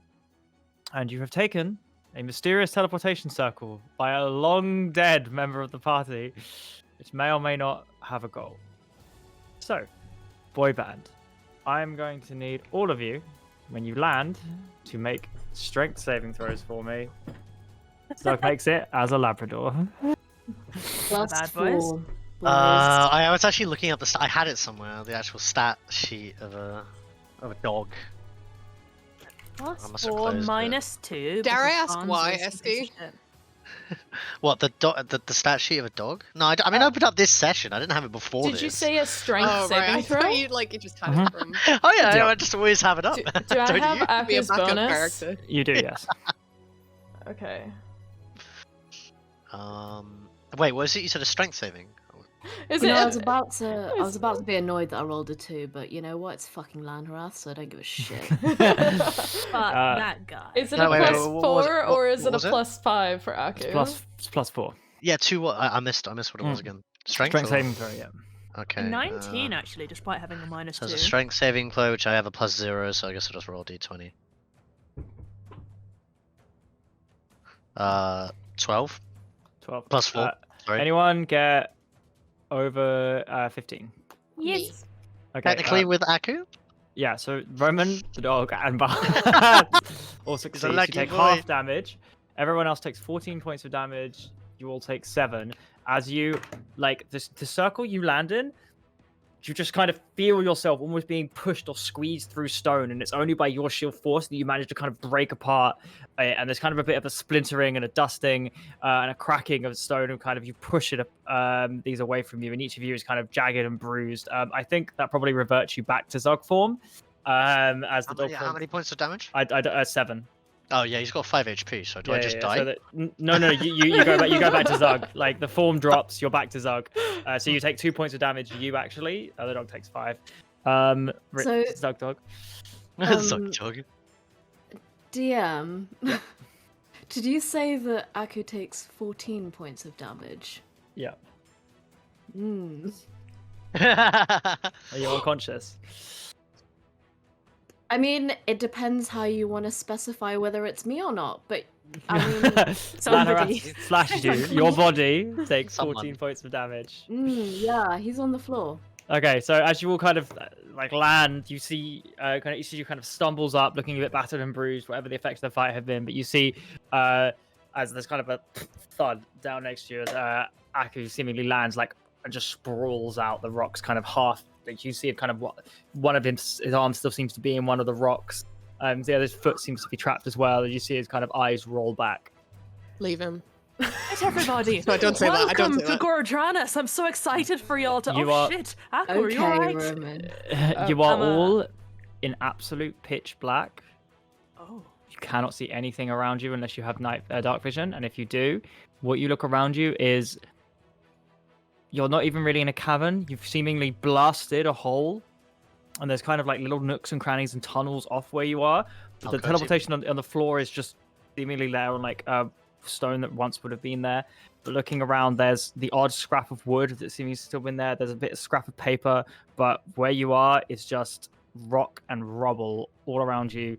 It is cold. You feel you are deep underground. There's barely any wind or like airflow, and you guys seem to have blasted a hole here that there wasn't really one before. And Aku is lying on the floor, not conscious, doesn't stir as you all kind of regroup and get back together. Hayden will scramble up onto his knees and over to Aku. Obviously, he saw that he was covered in blood earlier, so he's feeling a bit panicked, and he kind of gives him a shake, and he's like, "Aku, are you okay?" And why y'all doing big emoji? Did I say something that sounds wrong? Yeah, you'll watch the VOD back and you'll see what you said. Roman's gonna cast dancing lights and send the little globules kind of like around in like a circular formation. Oh, Yep, thank absolutely. you. As the lights come into being, you notice that Ascor is not there, but a giant catfish on its side is kind of just like doing this, just gasping like a fucking magic harp, just like. And then it grows legs, and it slowly and surely turns into Ascor. Seeing Aku illuminated by the light, Barnes is going to step on over and lay his hands on Aku's shoulder and kind of gently apply a cure wounds. And look and say, "All right, friend, that was a rough moment for you back there." So as the healing kind of flows back in, you can see some of the wounds begin to seal up, coincidentally not around the neck. The kind of wound's still there and open a little bit, and but the rest of it kind of ghost spells and also the impact of the rock seals, and kind of eyes can flash open and kind of clasps your hand and use it to go up and go and just kind of whispers, "Thank you." Are you feeling all right after that decision? I know that was tough. It's 14 points of healing, by the way. 14 points of healing. I think there's rather a lot to talk about. Knowing what happened, is Barnes getting the vibe that there's Aku in there? No, Barnes knows exactly what's up. Yeah. I mean, right. Barnes witnessed Yeah, he knows everything, right? Aku essentially about to trade Lanharath for Rasha. Yeah. Kind of insinuated that he was going to be dishonest about whether it was his choice or not to you. Yeah.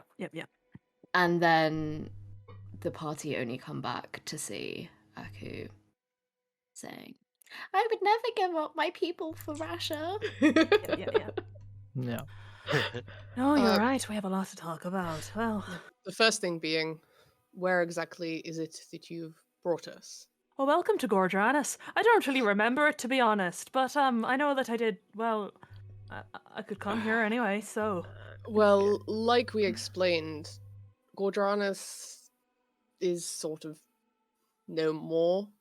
She said that you came from Gordranas, so I don't No, understand. I'm a not bit quite confused. what I said at all, actually. Do you listen, or do you just... I listen to keep- myself generally. Yes, that's the vibes that I'm getting. The Well, it was ruins of this or that. Gordranas Right. Oh, okay. Well, the ruins of Gordranas.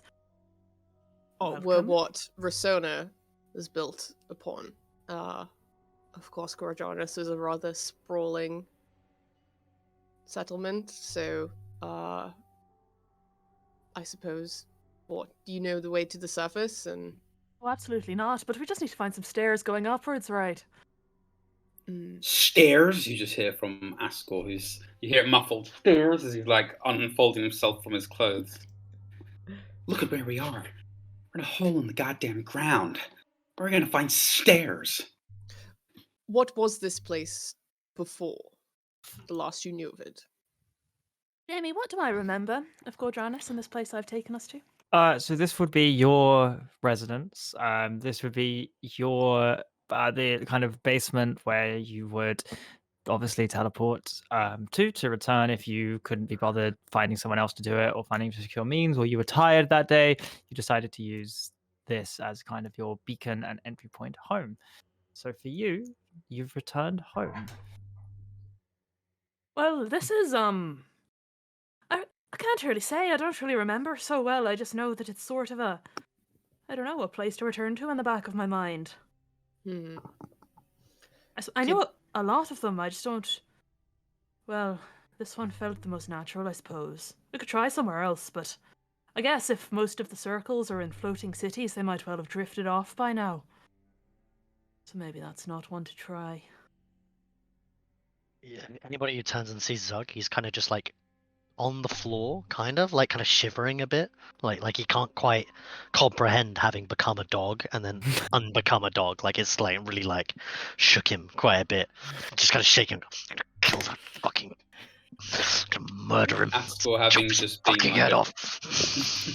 Ascor having just been like a giant fish, is kind of looking at him like, first time.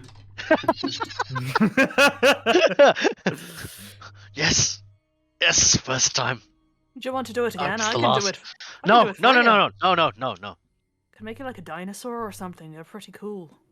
I'm okay. Thank you I for like the being a offer, dinosaur, actually. well, I didn't like being a dog. It was strange. Sorry to hear that. Anyway, so back to business. He's gonna turn around. His eyes are gonna dart to Vespin Chloras's corpse, and he's gonna attempt to kick the biggest bone he can see at the nearest wall. Yeah, it kind of goes spiral, and there's like an echo in this place. Like it's very quiet where you are, other than kind of the vague, like slight rumble from when you teleported in, and then just dust kind of settling. You kind of as the bone kind of chills away, kind of the rib cage, I'll say, kind of skitters away from you, and a couple of the splinters fly off.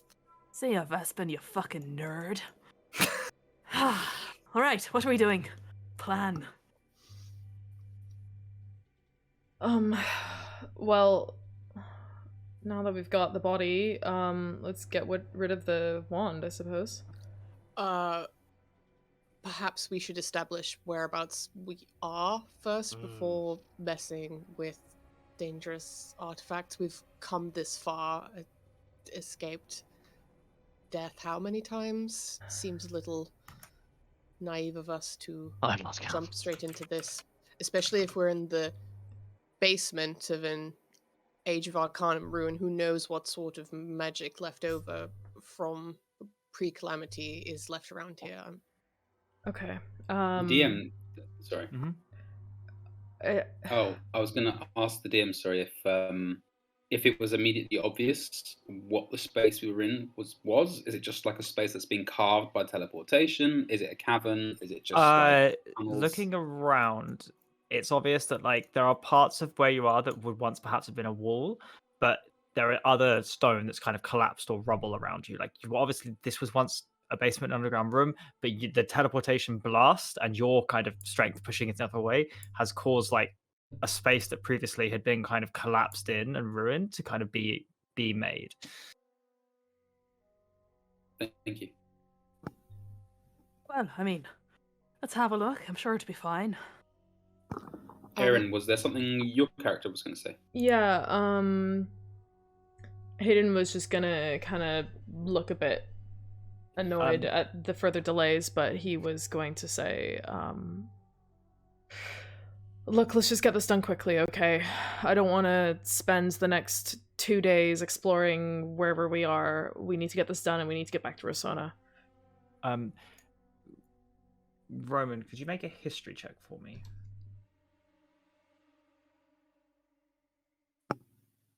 12. 12.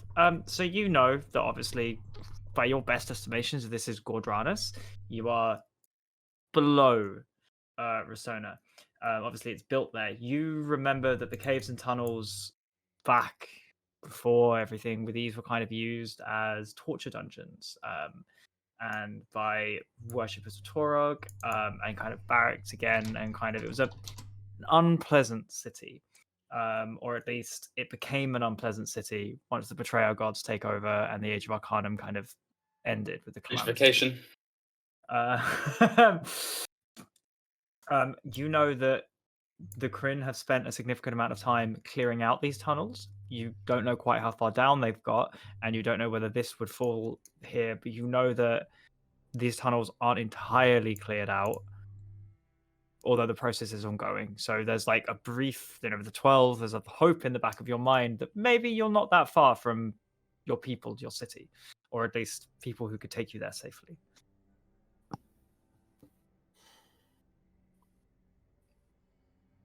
I think as long as we establish that the immediate area is safe and isn't going to fold up in some sort of extra dimensional little pocket and snuff us all out, we can deal with it straight away. And also, we're probably not that far down or far away from the city proper.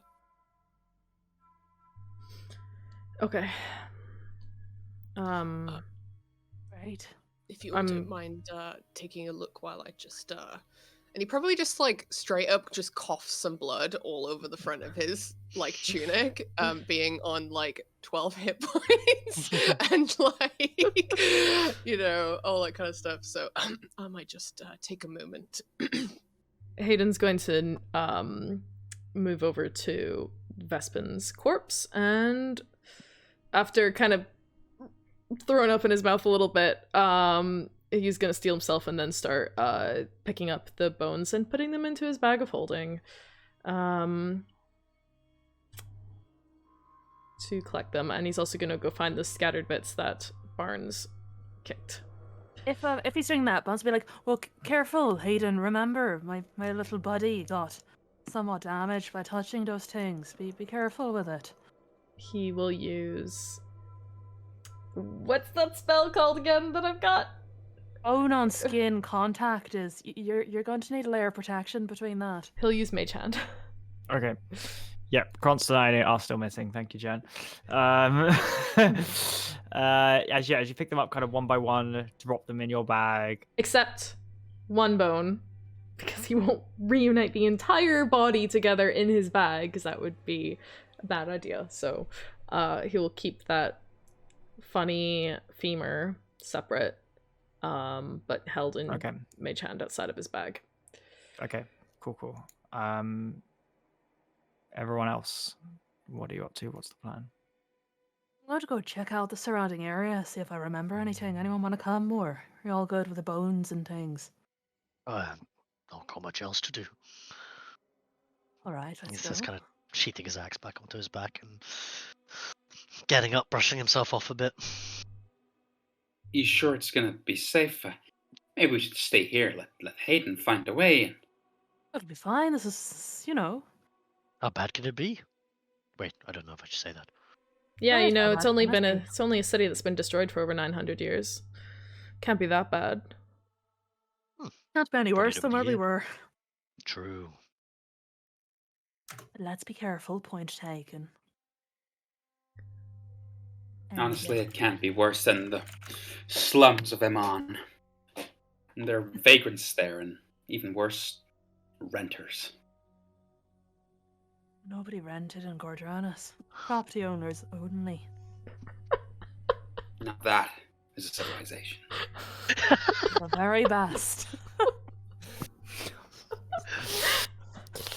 You always need a middleman.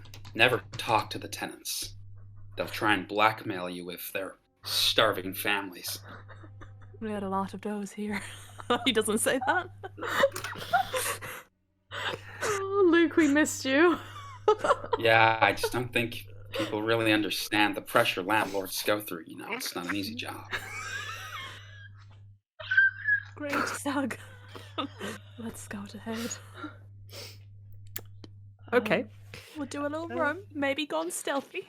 Hey, Hayden's gonna hang back in the room as people are filtering out and try to catch Aku to speak to him. And he's just gonna kind of gesture to his throat and be like, "What happened?" I think this is something the group should know.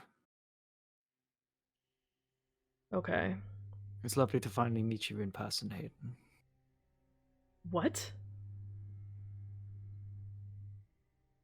Aku is indisposed for now. Who am I speaking Plan her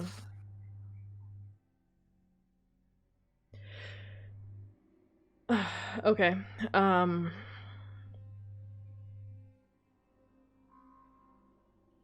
Why are you speaking through him right now?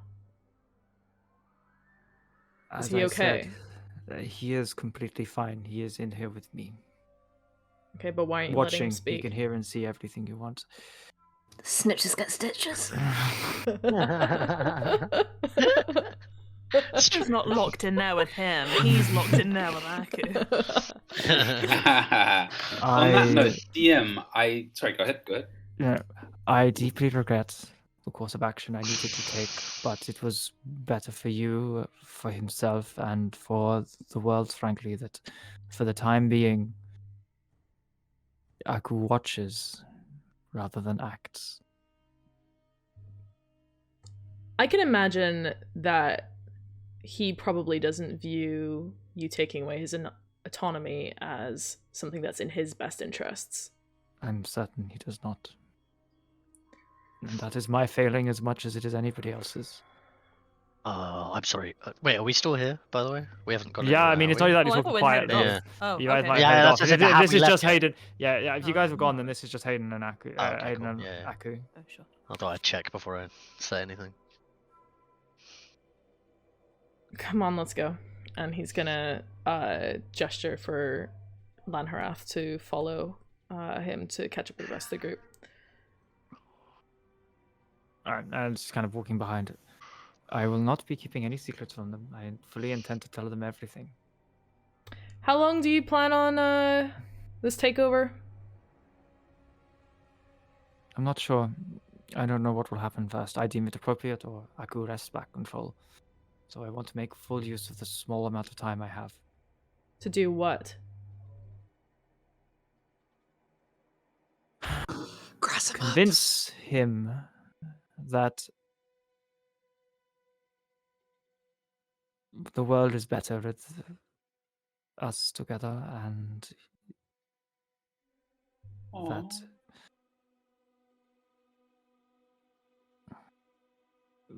being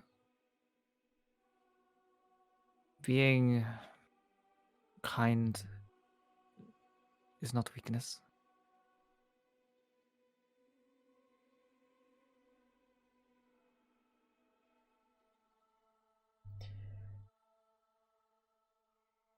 I was listening to Rasha as much as the rest of you. I made the decision, I swung the sword. But it didn't hurt any less. I don't think you taking away his ability to make decisions is giving him a fair playing field to decide whether he wants to remain with you or not. This is ultimately... You heard the deal I made with Ghost. Ultimately, this is his form. I'm merely borrowing. It will always be his choice. Is this an earshot of what Roman's saying? I think probably we've reunited with the group by now. Mm-hmm. Well, ultimately, that conversation wouldn't have been any different had anybody heard. So I know Hayden said he wanted to catch Aku, but if people wanted to hear it or not, would your character still be around for it? If Roman would have been, then fine. He would have been sat in the same place, so if they'd walked off, then he wouldn't have heard it.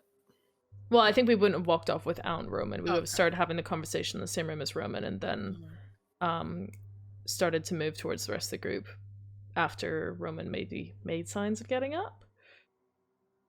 I'm not sure I quite understand what the situation is. What do you mean, allow him to make a choice? A choice to give Ghost what he wants? I cannot. If that is truly what Aku wills, it is not within my power to stop him for long. I do not believe it is what he. I do not believe it is what he will choose, but I could not allow his indecision to last any longer. You understand, Roman, perhaps more than others. What I understand is there seems to be some possibility of you giving him the key to what could end up being all of our undoing. I have Despite everything that no you, desire. him, it doesn't matter. What I can't understand is why. Now Rasha is safe. He is gone. He has regained his autonomy and escaped the situation. What possible decision could there be left to make? I hope you are correct. I hope there is no cause for this to come up again. I hope that next time Aku is faced with this decision, I am given What is the decision? That is the part that I do not to be understand. rid of me or not.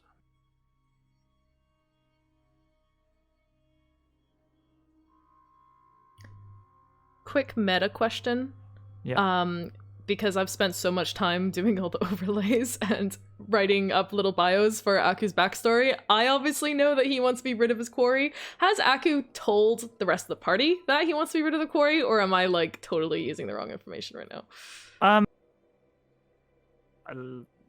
Sai, I guess, can answer Yeah, that. I'm pretty sure that he's at least mentioned it in passing. And even if he hasn't specifically said it, like definitely any time that you've caught Lanharath with Aku, he pretty much despises him. I wouldn't say it's a far kind of leap. Yeah. Okay, cool. So Hayden's gonna turn back to Lanharath and say, sorry, how long have you been with Aku?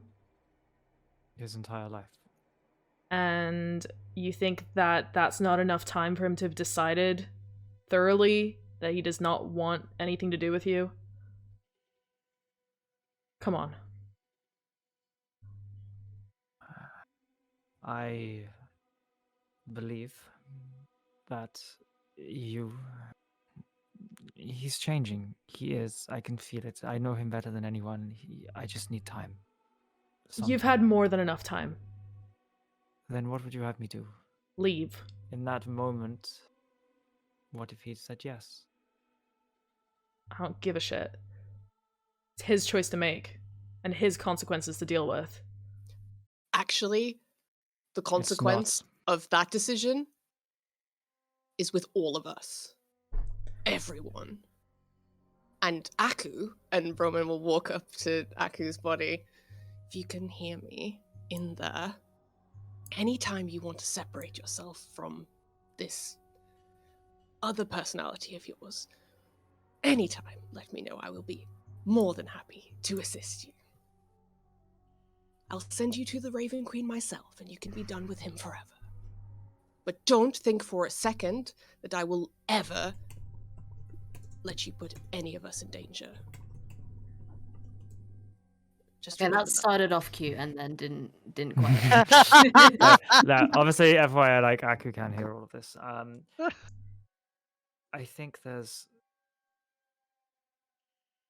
think you're labeling under a misunderstanding of our relationship, Hayden. I'm not entirely a separate person, nor is Aku an entirely separate being. And whilst You're conversing with him, and most of the time, I don't know what effect removing me ultimately would have on him. And Roman is right. It's not just his decision and his consequences. You're all far too powerful and important for most of the decisions you make to just be about you anymore. Your decision. Think of the fact decisions you've made over the past couple of months. How many of them truly have impacted you and not the people around you? I told him it was time to grow up. My words were ill-positioned, ill-advised, but they still have the ring of truth, responsibility.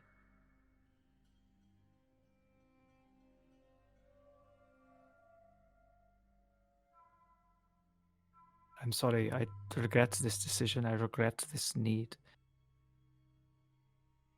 But I did deem it necessary, and I do it again.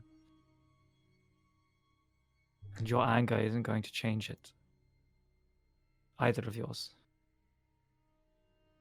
I'm here to protect Aku as much as I'm here to protect all of you. And just from an outsider's point of view, I can tell you you're doing a fucking terrible job. Because nothing that you have just said seems like it would be going any distance in convincing him to keep you around. You understand that, right? And what would you have me do, Roman? Just fuck off. Just fuck off somewhere where nobody can find you. Because it's clear that nobody here wants you around. And you, and it is you, specifically you, you're the weak link here. You are the thing that Ghost wants, and you are the key to his whole plan.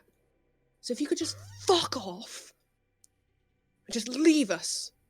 I'm the That'd be one just standing in the way of his plan. That's why he wants me gone. Come on, Roman. Are you really going to be doing his dirty work again?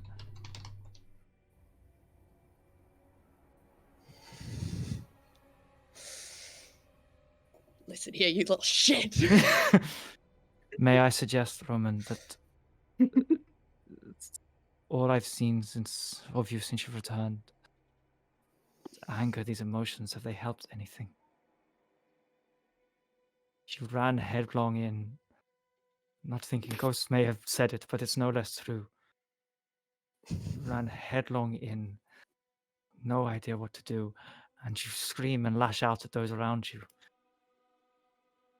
This is a problem you need help with, and I'd recommend maybe not telling everyone who offers you help to fuck off.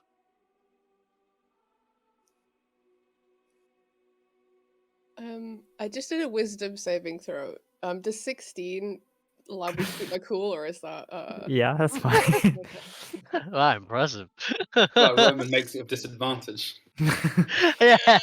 I mean, I think that's the first wisdom saving throw that I've passed this entire game. So, Just to be clear, Zug and I aren't here, right? No, we're No, having a I'll deal very with you old guys in a adventure. second. But You can deal with us. Sounds like y'all need therapy right now.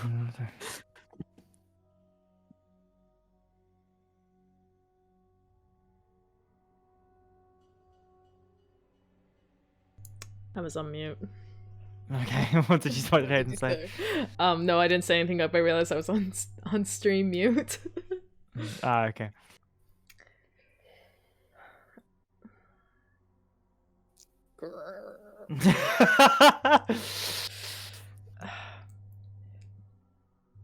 So Aku's in here, he can see everything. can you let him speak?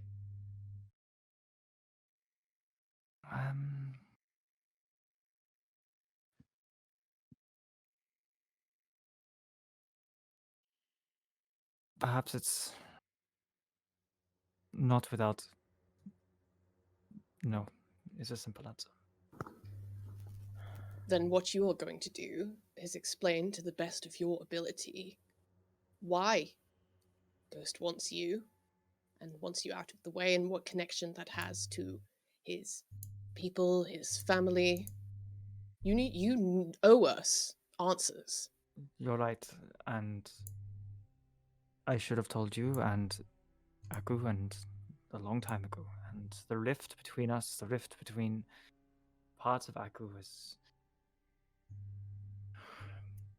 caused this. I'm like as you know, we quarry spirits. We aren't entirely separate from our things. We are part of their personality made manifest, and the more that we are shunned, or it's not unusual for you to not like parts of yourself. I'm sure there are many who do not.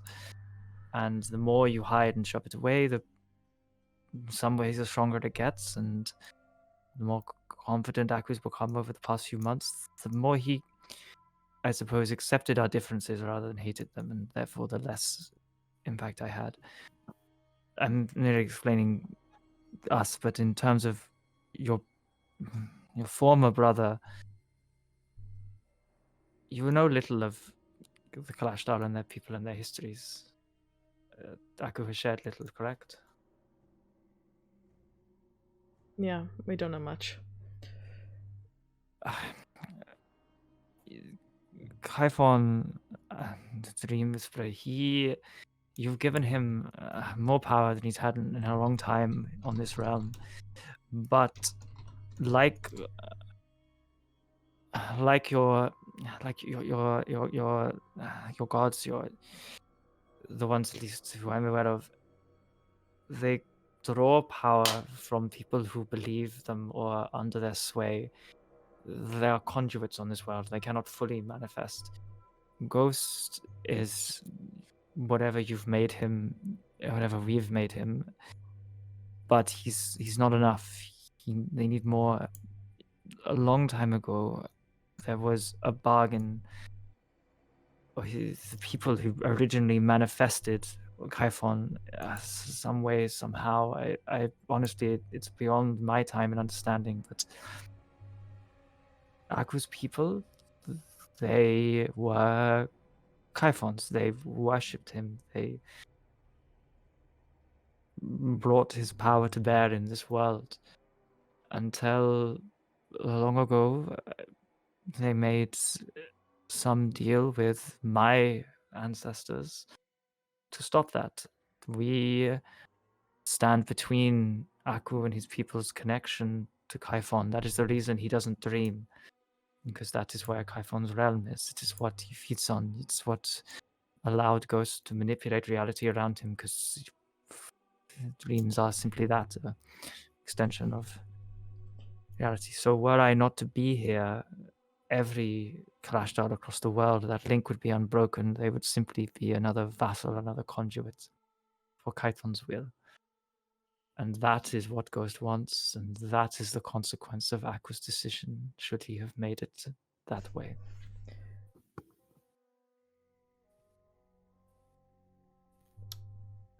So that is why Ghost wants me gone. That is why he wants, as I said, the opening to the dam. He would have used this small crack and blown it apart. And are you the only way in? No, many others are, but they do not know Ghost. Why would they ever surrender? Ghost doesn't know where they are either. It's difficult just the to same find. way. How well hidden are they? There are, I mean, if Ghost himself knew of their places, he could try, but we're not easy to distinguish from others. And Right. just spread out. Ghost is taking the easy option. He knows Aku. He believes Aku wants or could be forced to do this. Hence Rasha.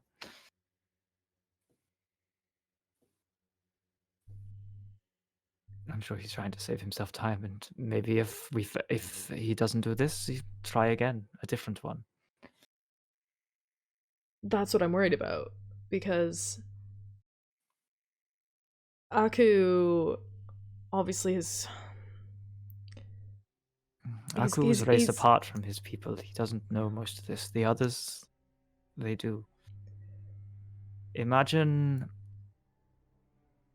you have no link, no knowledge of how bad a decision would be. You're more likely to make it. The rest of them aren't going to be so unaware of the consequences. Well, the question now remains is how can we use this information that we have against him to close the link and stop this from happening? I think yes, well, if this link was broken before by me and my kind, maybe we know how to break it between your brother. And in the meantime, and he looks directly at Aku Lanhrath, we'll just be making sure that you won't be taking any trips out into the barb fields again, shall we? I have no intention of becoming a pawn or a casualty in this war, and I have no intention of Aku being it either. And you think that you can stop him forever for taking over his own body back? And you think that you I didn't driving say that. him, I said I did not. I said I could not. and you But I think will that the do my first thing he best. isn't going to do is just go straight back there to get rid of you after all this? I hope not. I hope I can convince him, and I hope you can convince him. What else? What would you?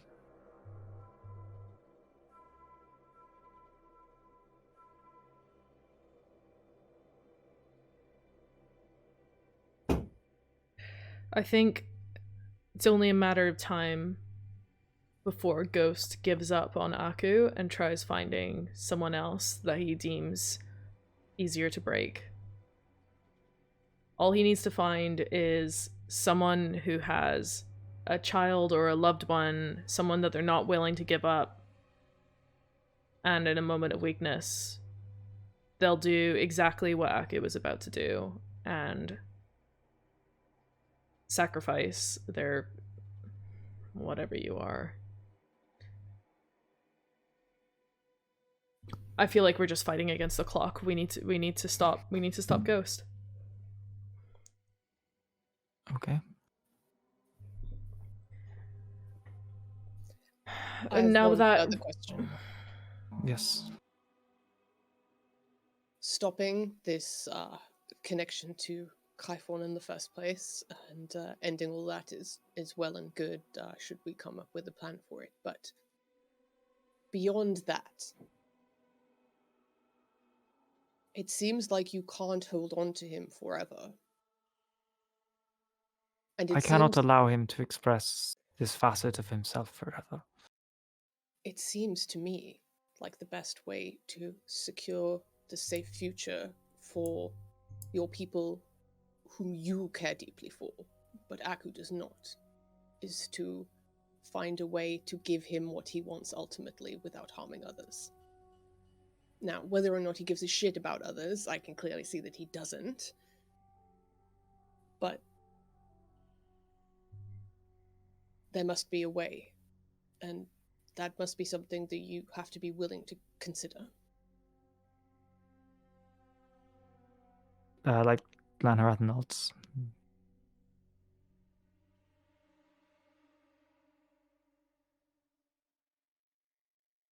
And it's probably best that you lay that out sooner rather than later.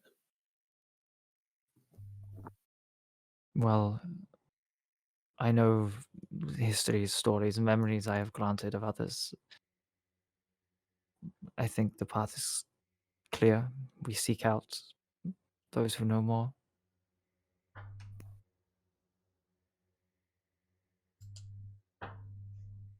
Okay, leave that there.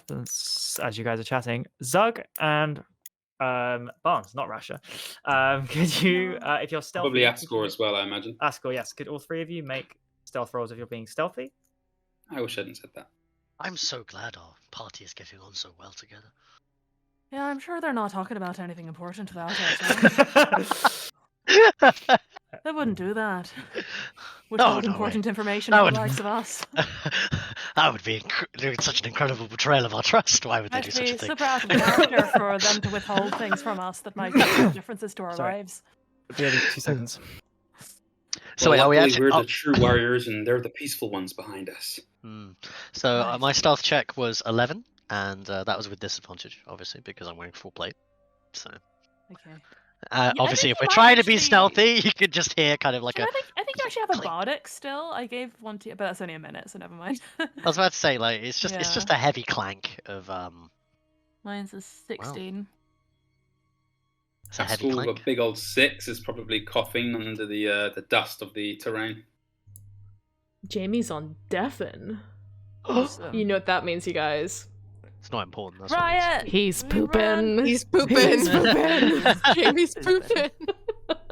Yo. Luke, you don't know, but Ah. last week he nearly went to the toilet with his headphones on. Mhm. Oh, We all called him out. hello, That's Jamie. funny as fuck. Welcome back. How was it, dude? It's so good of you to join us. It was so rude. That was fast. Oh, great. I fast, went wasn't to it? say goodnight to Jess. Thank you all. Is that how Good you night, call it Jess. this? Good night, Jess. Off to bed. You're all very weird. Can we... I'm gonna rewatch the VODs. No, there's no need to do that. There's no need to do that. I wouldn't, dude. I wouldn't. I rolled a 15. 16? I don't You remember. all rolled die. 11. Thank you for the campaign. I rolled a big old 6. 6. All right, and Zug. I rolled 11. 11. All right. You guys don't move particularly stealthily as you're kind of moving along the tunnels, kind of making your way out. You kind of get to like claw up a couple of boulders to kind of get to the top, and like Ascor kind of like you see him kind of go to grab one, and it kind of falls and falls, and you know, like there's a loud crash as it slams down, kind of hitting each step of whatever you're climbing on the way down. And there's loud like reverberation and echo around. You not do that. Just be quiet. Just stop it. Well, somebody shouldn't have put it there. Stop it. Get some help. And as Oh. you climb and make your way to the top, kind of peering out of a bit more of an open area, could you guys make perception checks? Absolutely. Only I was a dog, I'd have advantage. I presume it's actually pitch black, isn't it? We don't have light. It is left. pitch black, yeah. I have dog I vision. probably would have stayed with the light, but I'm not going to rewind all the combo for that. Disadvantage is still Um, at 20. The hell? Well, I was 12 with dark vision, so not very observant. Cool. Ascor? Mine's oh wait, that's a 10. Hold on, let me re-roll that at disadvantage. That's a natural 1, baby. Natural 1. Okay. Oh, As yeah. well as making a lot of noise, Ascor, it's pitch black. You cannot see anything. Well, I like to think the two things are related.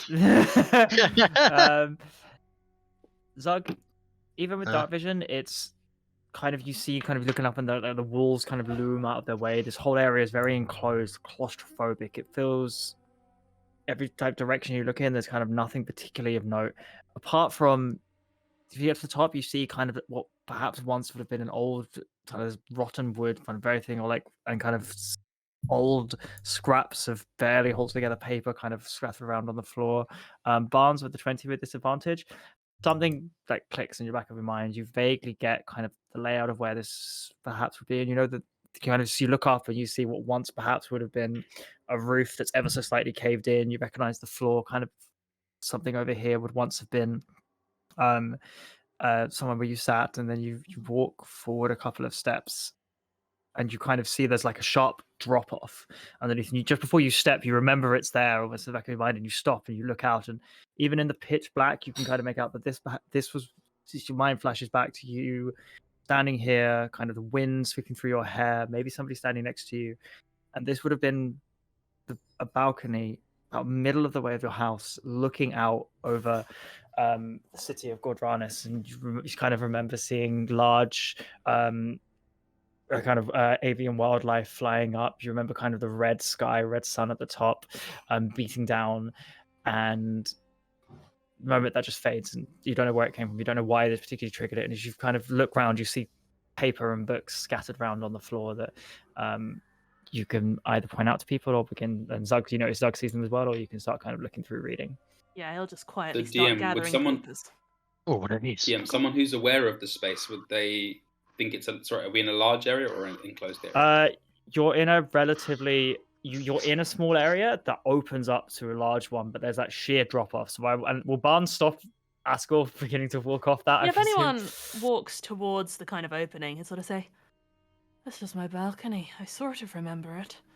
Though the view used to be a lot better, not quite so underground."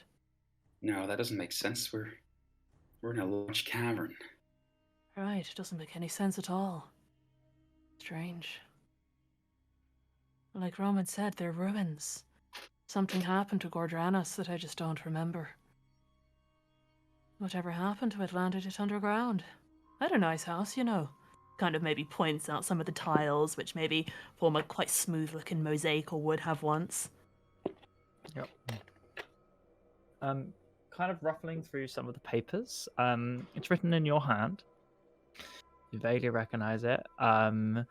One says notes RE session Kairos, and then in like quotation marks afterwards, Fate Weaver. Another one says, you kind of scroll through, and there's each one seems to be like they're either continuations of that at the top or like other ones. Would you read, like, how much do you think you'd read them, or would you read them? You'd probably like flick through them for now, unless the others stop him. He'll say, "Well, to be honest, since this is just my old house, it's probably safe to have a wander around, but careful of the balcony and the drop-offs in that direction, I guess." Okay. Look, I'll be honest. I can't see anything. I don't know if we're in a cavern. Can't you make some lights or something? Is that a good idea? They're fairly irreverent of danger, but if you're a cautious man, then maybe don't. But I'm gonna wait. There's only half of us here. Even less than half. Right. I mean, I think the immediate vicinity seems alright, and that's probably good enough for them, right? Well, sure, if we have to look around the place. And Ascor reaches into his satchel and pulls out a drift globe, and I cast light, which casts bright light in 20 feet, I think, and then another 20 of dim light. Okay. As you kind of as it kind of looks up, it enumerates, you see that kind of this once would have been a fairly. You look down the tiles. There's very small amounts of the paint or mosaic or whatever was carved into them. You see what once would have been scratches of fabric kind of laying on the floor. There's again these books and these notes are kind of spread out. There's the opening, and what perhaps once would have been kind of like there's very small shards of glass still around it, as presumably once there would have been a like large window or door here, and now you see that steep drop off, and there's just darkness. Like your light doesn't really cover it, and presumably there's just like a large open space out from where you are. Ascor flinches at the sort of this introduction of this falling shaft that no one's made him aware of, that he's stood way too close to, and he drops his drift globe, and it falls for a second and then sort of hovers 5 feet off the ground as it does when you do so. And he falls backwards and sort of climbs backwards across the floor, scurries backwards, and sort of panting. You don't think you'd tell me that was there? Yeah, there was a balcony, didn't I? A balcony? You didn't say it was a way down. Well, I can't see, can I? How would I know it's a long way down? Oh, yes. Don't fall off there. Gets up, dusts himself off. Looking through your notes, you see kind of, the top RE, Kairos, Fate Weaver, inability to stay in the moment, totally focused on past, future, babbles madly when not focused on either, can barely seems to sense that I'm here. You flip it over, Sigvold, you just have narcissist written in large large papers all over again. It's there's like called Etarish, and you just see kind of spent the entire session complaining about his neighbor's slightly miscolored cats. You're just giving through these. It's just kind of names that ring something in you, and incredibly, to you, even reading them now, you very quickly get bored of reading about these people's incredibly insignificant problems, and you're kind of remembering this all again for the first time. These are your old therapy notes. He just like crumples the paper slightly, looks up sharply, and says, "God, I hated my life." DM, can I ask what they're written in, which language? I don't know what they're used to speak in the Age of Arcanum, so I'm just gonna say common. Ye old common. The I mean, oldie he's common. speaking- Ye oldie common. Yeah. Shakespearean. written in an Irish accent. Yeah. Gaelic.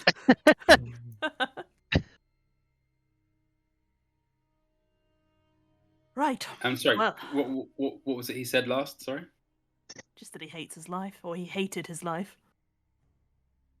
The miscoloured cats, Ascor. That was his greatest issue. Pardon me. Miscoloured cats. The bane of Archmage Atarish's life was that his fucking neighbour's cats were slightly too blue, and it clashed with the lawn and the flowers he had growing in his stupid arcane hedge. That was it. That was what I listened to all day. Gods, I'm so Ascor- glad I died. Maybe I should thank Vespin instead. Zach just sort of kind of belly laughing. He goes, "Haha, it's amazing. The world hasn't changed at all. I used to get called out for Ascor things like that sees- all the time." Ascor sees Zug laughing, and then you see a sort of look of realization on his face. I thought it was some kind of riddle, like there was a secret passage we had to find, and if we found the answer, we'd get through. You're talking about your life. Talking about my life, yes. It sounds drab. Surely was. I lived in a time of unprecedented prosperity where nobody lacked for anything, and food, pleasure was free for all. Sucked, Ascor. It really sucked. Hold on, power. It's not as easy as you think it is to have power. No, I mean, this guy had too much power over time. Look, I got some quotes from him, but you can't make any sense of it. He's just talking about seconds and minutes and loops. No sense at all. Probably didn't even know I was there, to be honest. I think his grandmother hired me for that. Well, she paid me a vast sum of favours in exchange for my time, but... Anyway, this is so irrelevant. Let's go down. I think if we can stand here with a drift globe and I can reminisce, we can probably reassemble Vespin and, I don't know, spit on him, shatter him, do whatever. There are other kind of passageways off from this. You could probably sneak through okay. the rock or go through, but this is kind of the first room you've come to that kind of opens out, and you can see that there is like a large cavern beyond you. But I will say at this point, the others probably join you. Kind of as you guys kind of come up, and kind of you see the kind of hands as they climb up beside you, and you see the drift globe there, highlighting them all. Clued, would we be aware that you're from the Age of Arcanum? You dustling. Yeah, he's been pretty Dead open lost. about that one, yeah. Yeah. Well, presumably there should be some powerful artifacts around here. I Probably. suspect your pantry would summon food at the slightest, or perhaps you would have infinite running water, or any such arcane technologies. What I mean is you've got to have something nice lying around, right? Absolutely. I mean, I had the nicest of everything. We all did, so yeah. Well, what's here? Anything we can salvage? Should we have a quick look? Sure, let's do it. If there are little passageways, if the others have all joined us, then I guess I'll look round to the party and say, well, this little chamber is safe enough, but we'll have a quick look if you're still good to wait. Or do you want to get it over with Vespin?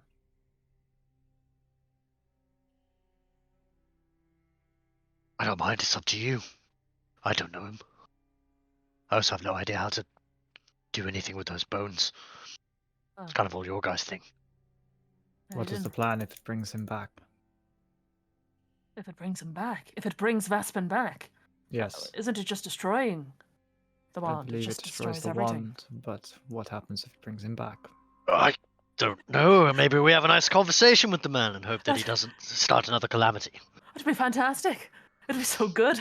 I could kill him again. Or we could do that. That's what I was thinking. Maybe we should kill him. We Right. could tie him up, bind the bones even, or I don't know, put him Right. underwater. Wasn't he, Something where he can't do anything. like, for a second, wasn't he quite powerful? It was a piece of entity? shit. Worthless. I know. I'm not saying he wasn't a piece of shit. What a I'm just saying pain in that the ass. he was probably quite a powerful piece of shit, was he not? I mean, No, Ghost is a piece of shit. He's also seemingly quite a powerful piece of shit now. There's no way I didn't give him therapy and he's gonna flip through the notes and look for Vespin Chloras. Yeah. Any mention? Yeah, Vespin does Wait. appear. I Oh, don't know. Did he mention any of his greatest fears and weaknesses? Right?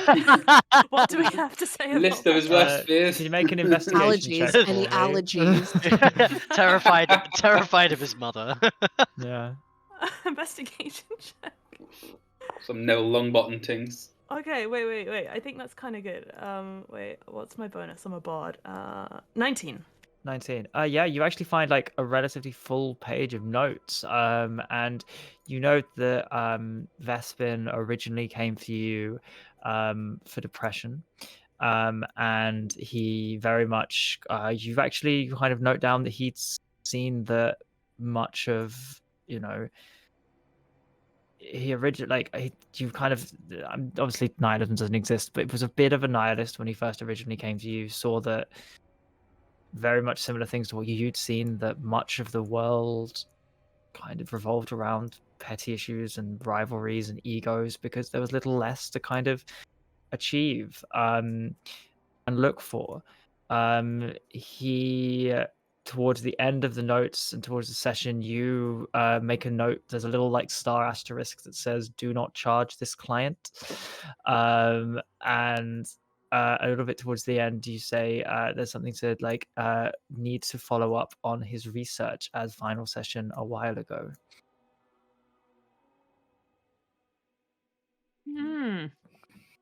Well, I am pleased to report, everybody, that he was a miserable piece of shit, as well as a worthless one.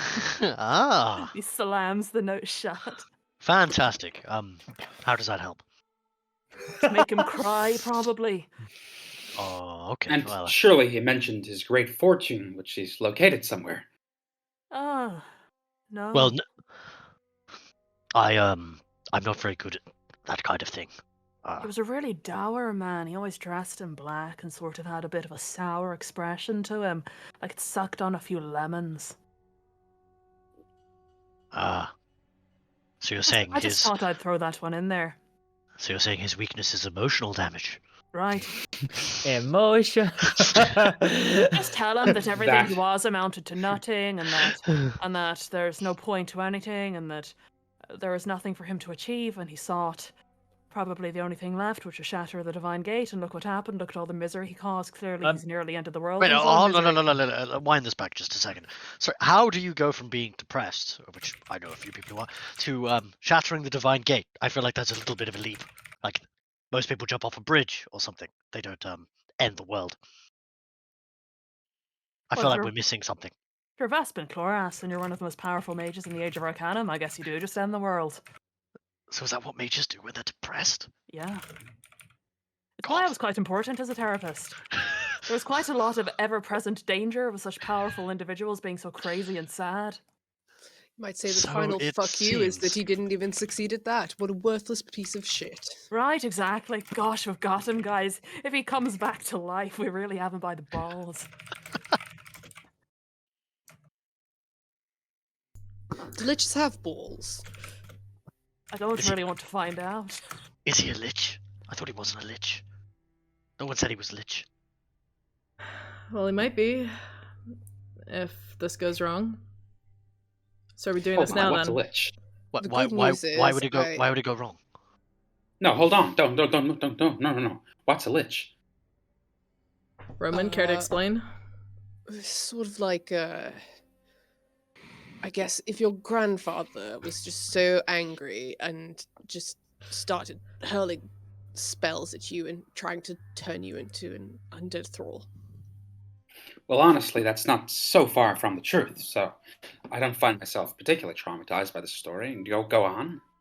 That's just about it. It's just a like a skeleton that wants to make more skeletons, basically. That's ridiculous. We've destroyed so many of these things. Yes, Well, let's With move on. skeletons.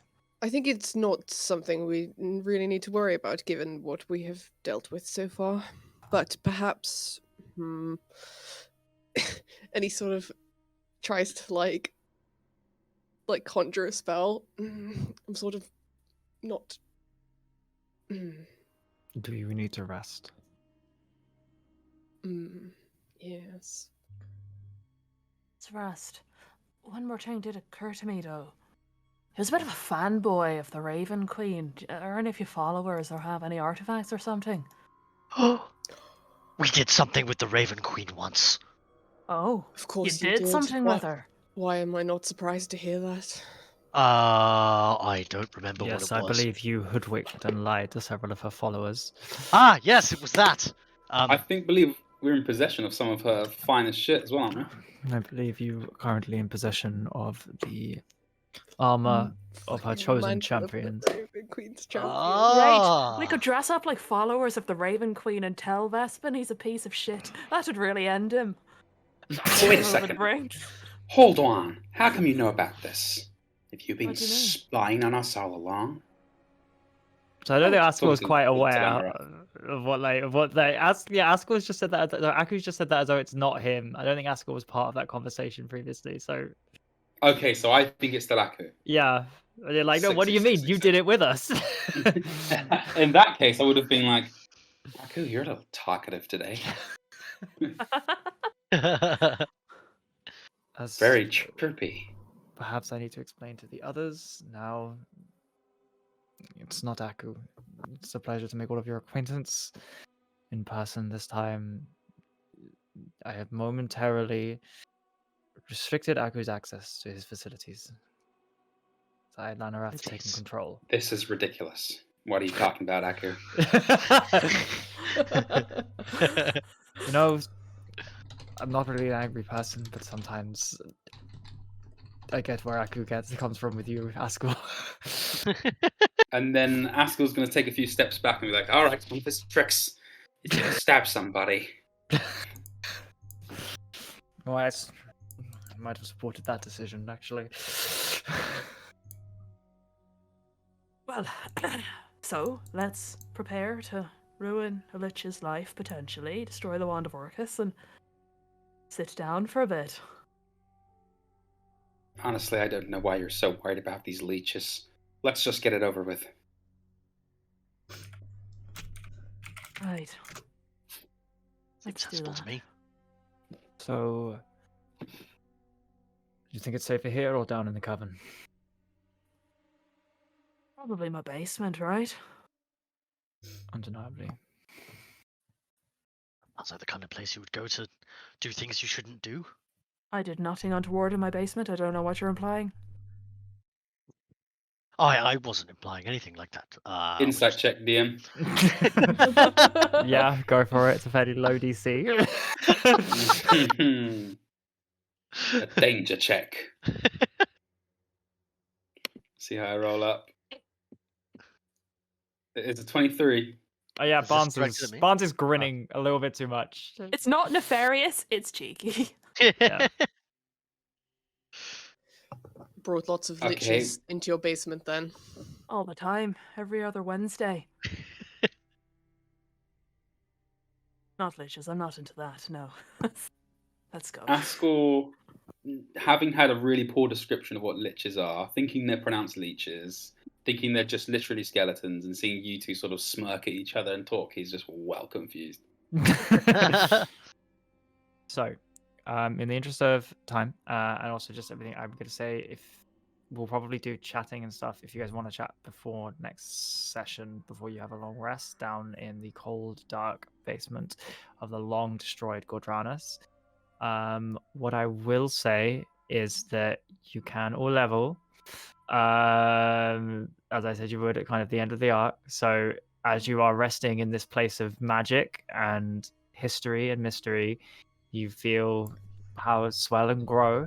So I think it's level 13 for all of you. And we'll deal with whatever you guys want to RP or talk about next time, and then complete the long rest. And after the long rest, you'll be level 13. But thank you all for watching. Thank you for playing a semi-dramatic session. Quite a bit. And yeah, Erin, I'll throw it to you. Cool. We lived. Yeah, we did live.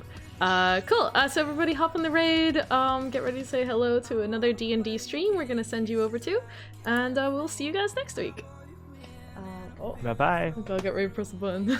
It's more time to. Don't forget the box next week, Roman. Oh yeah, God. All right. Yes, Bye, it's not to the box. everyone.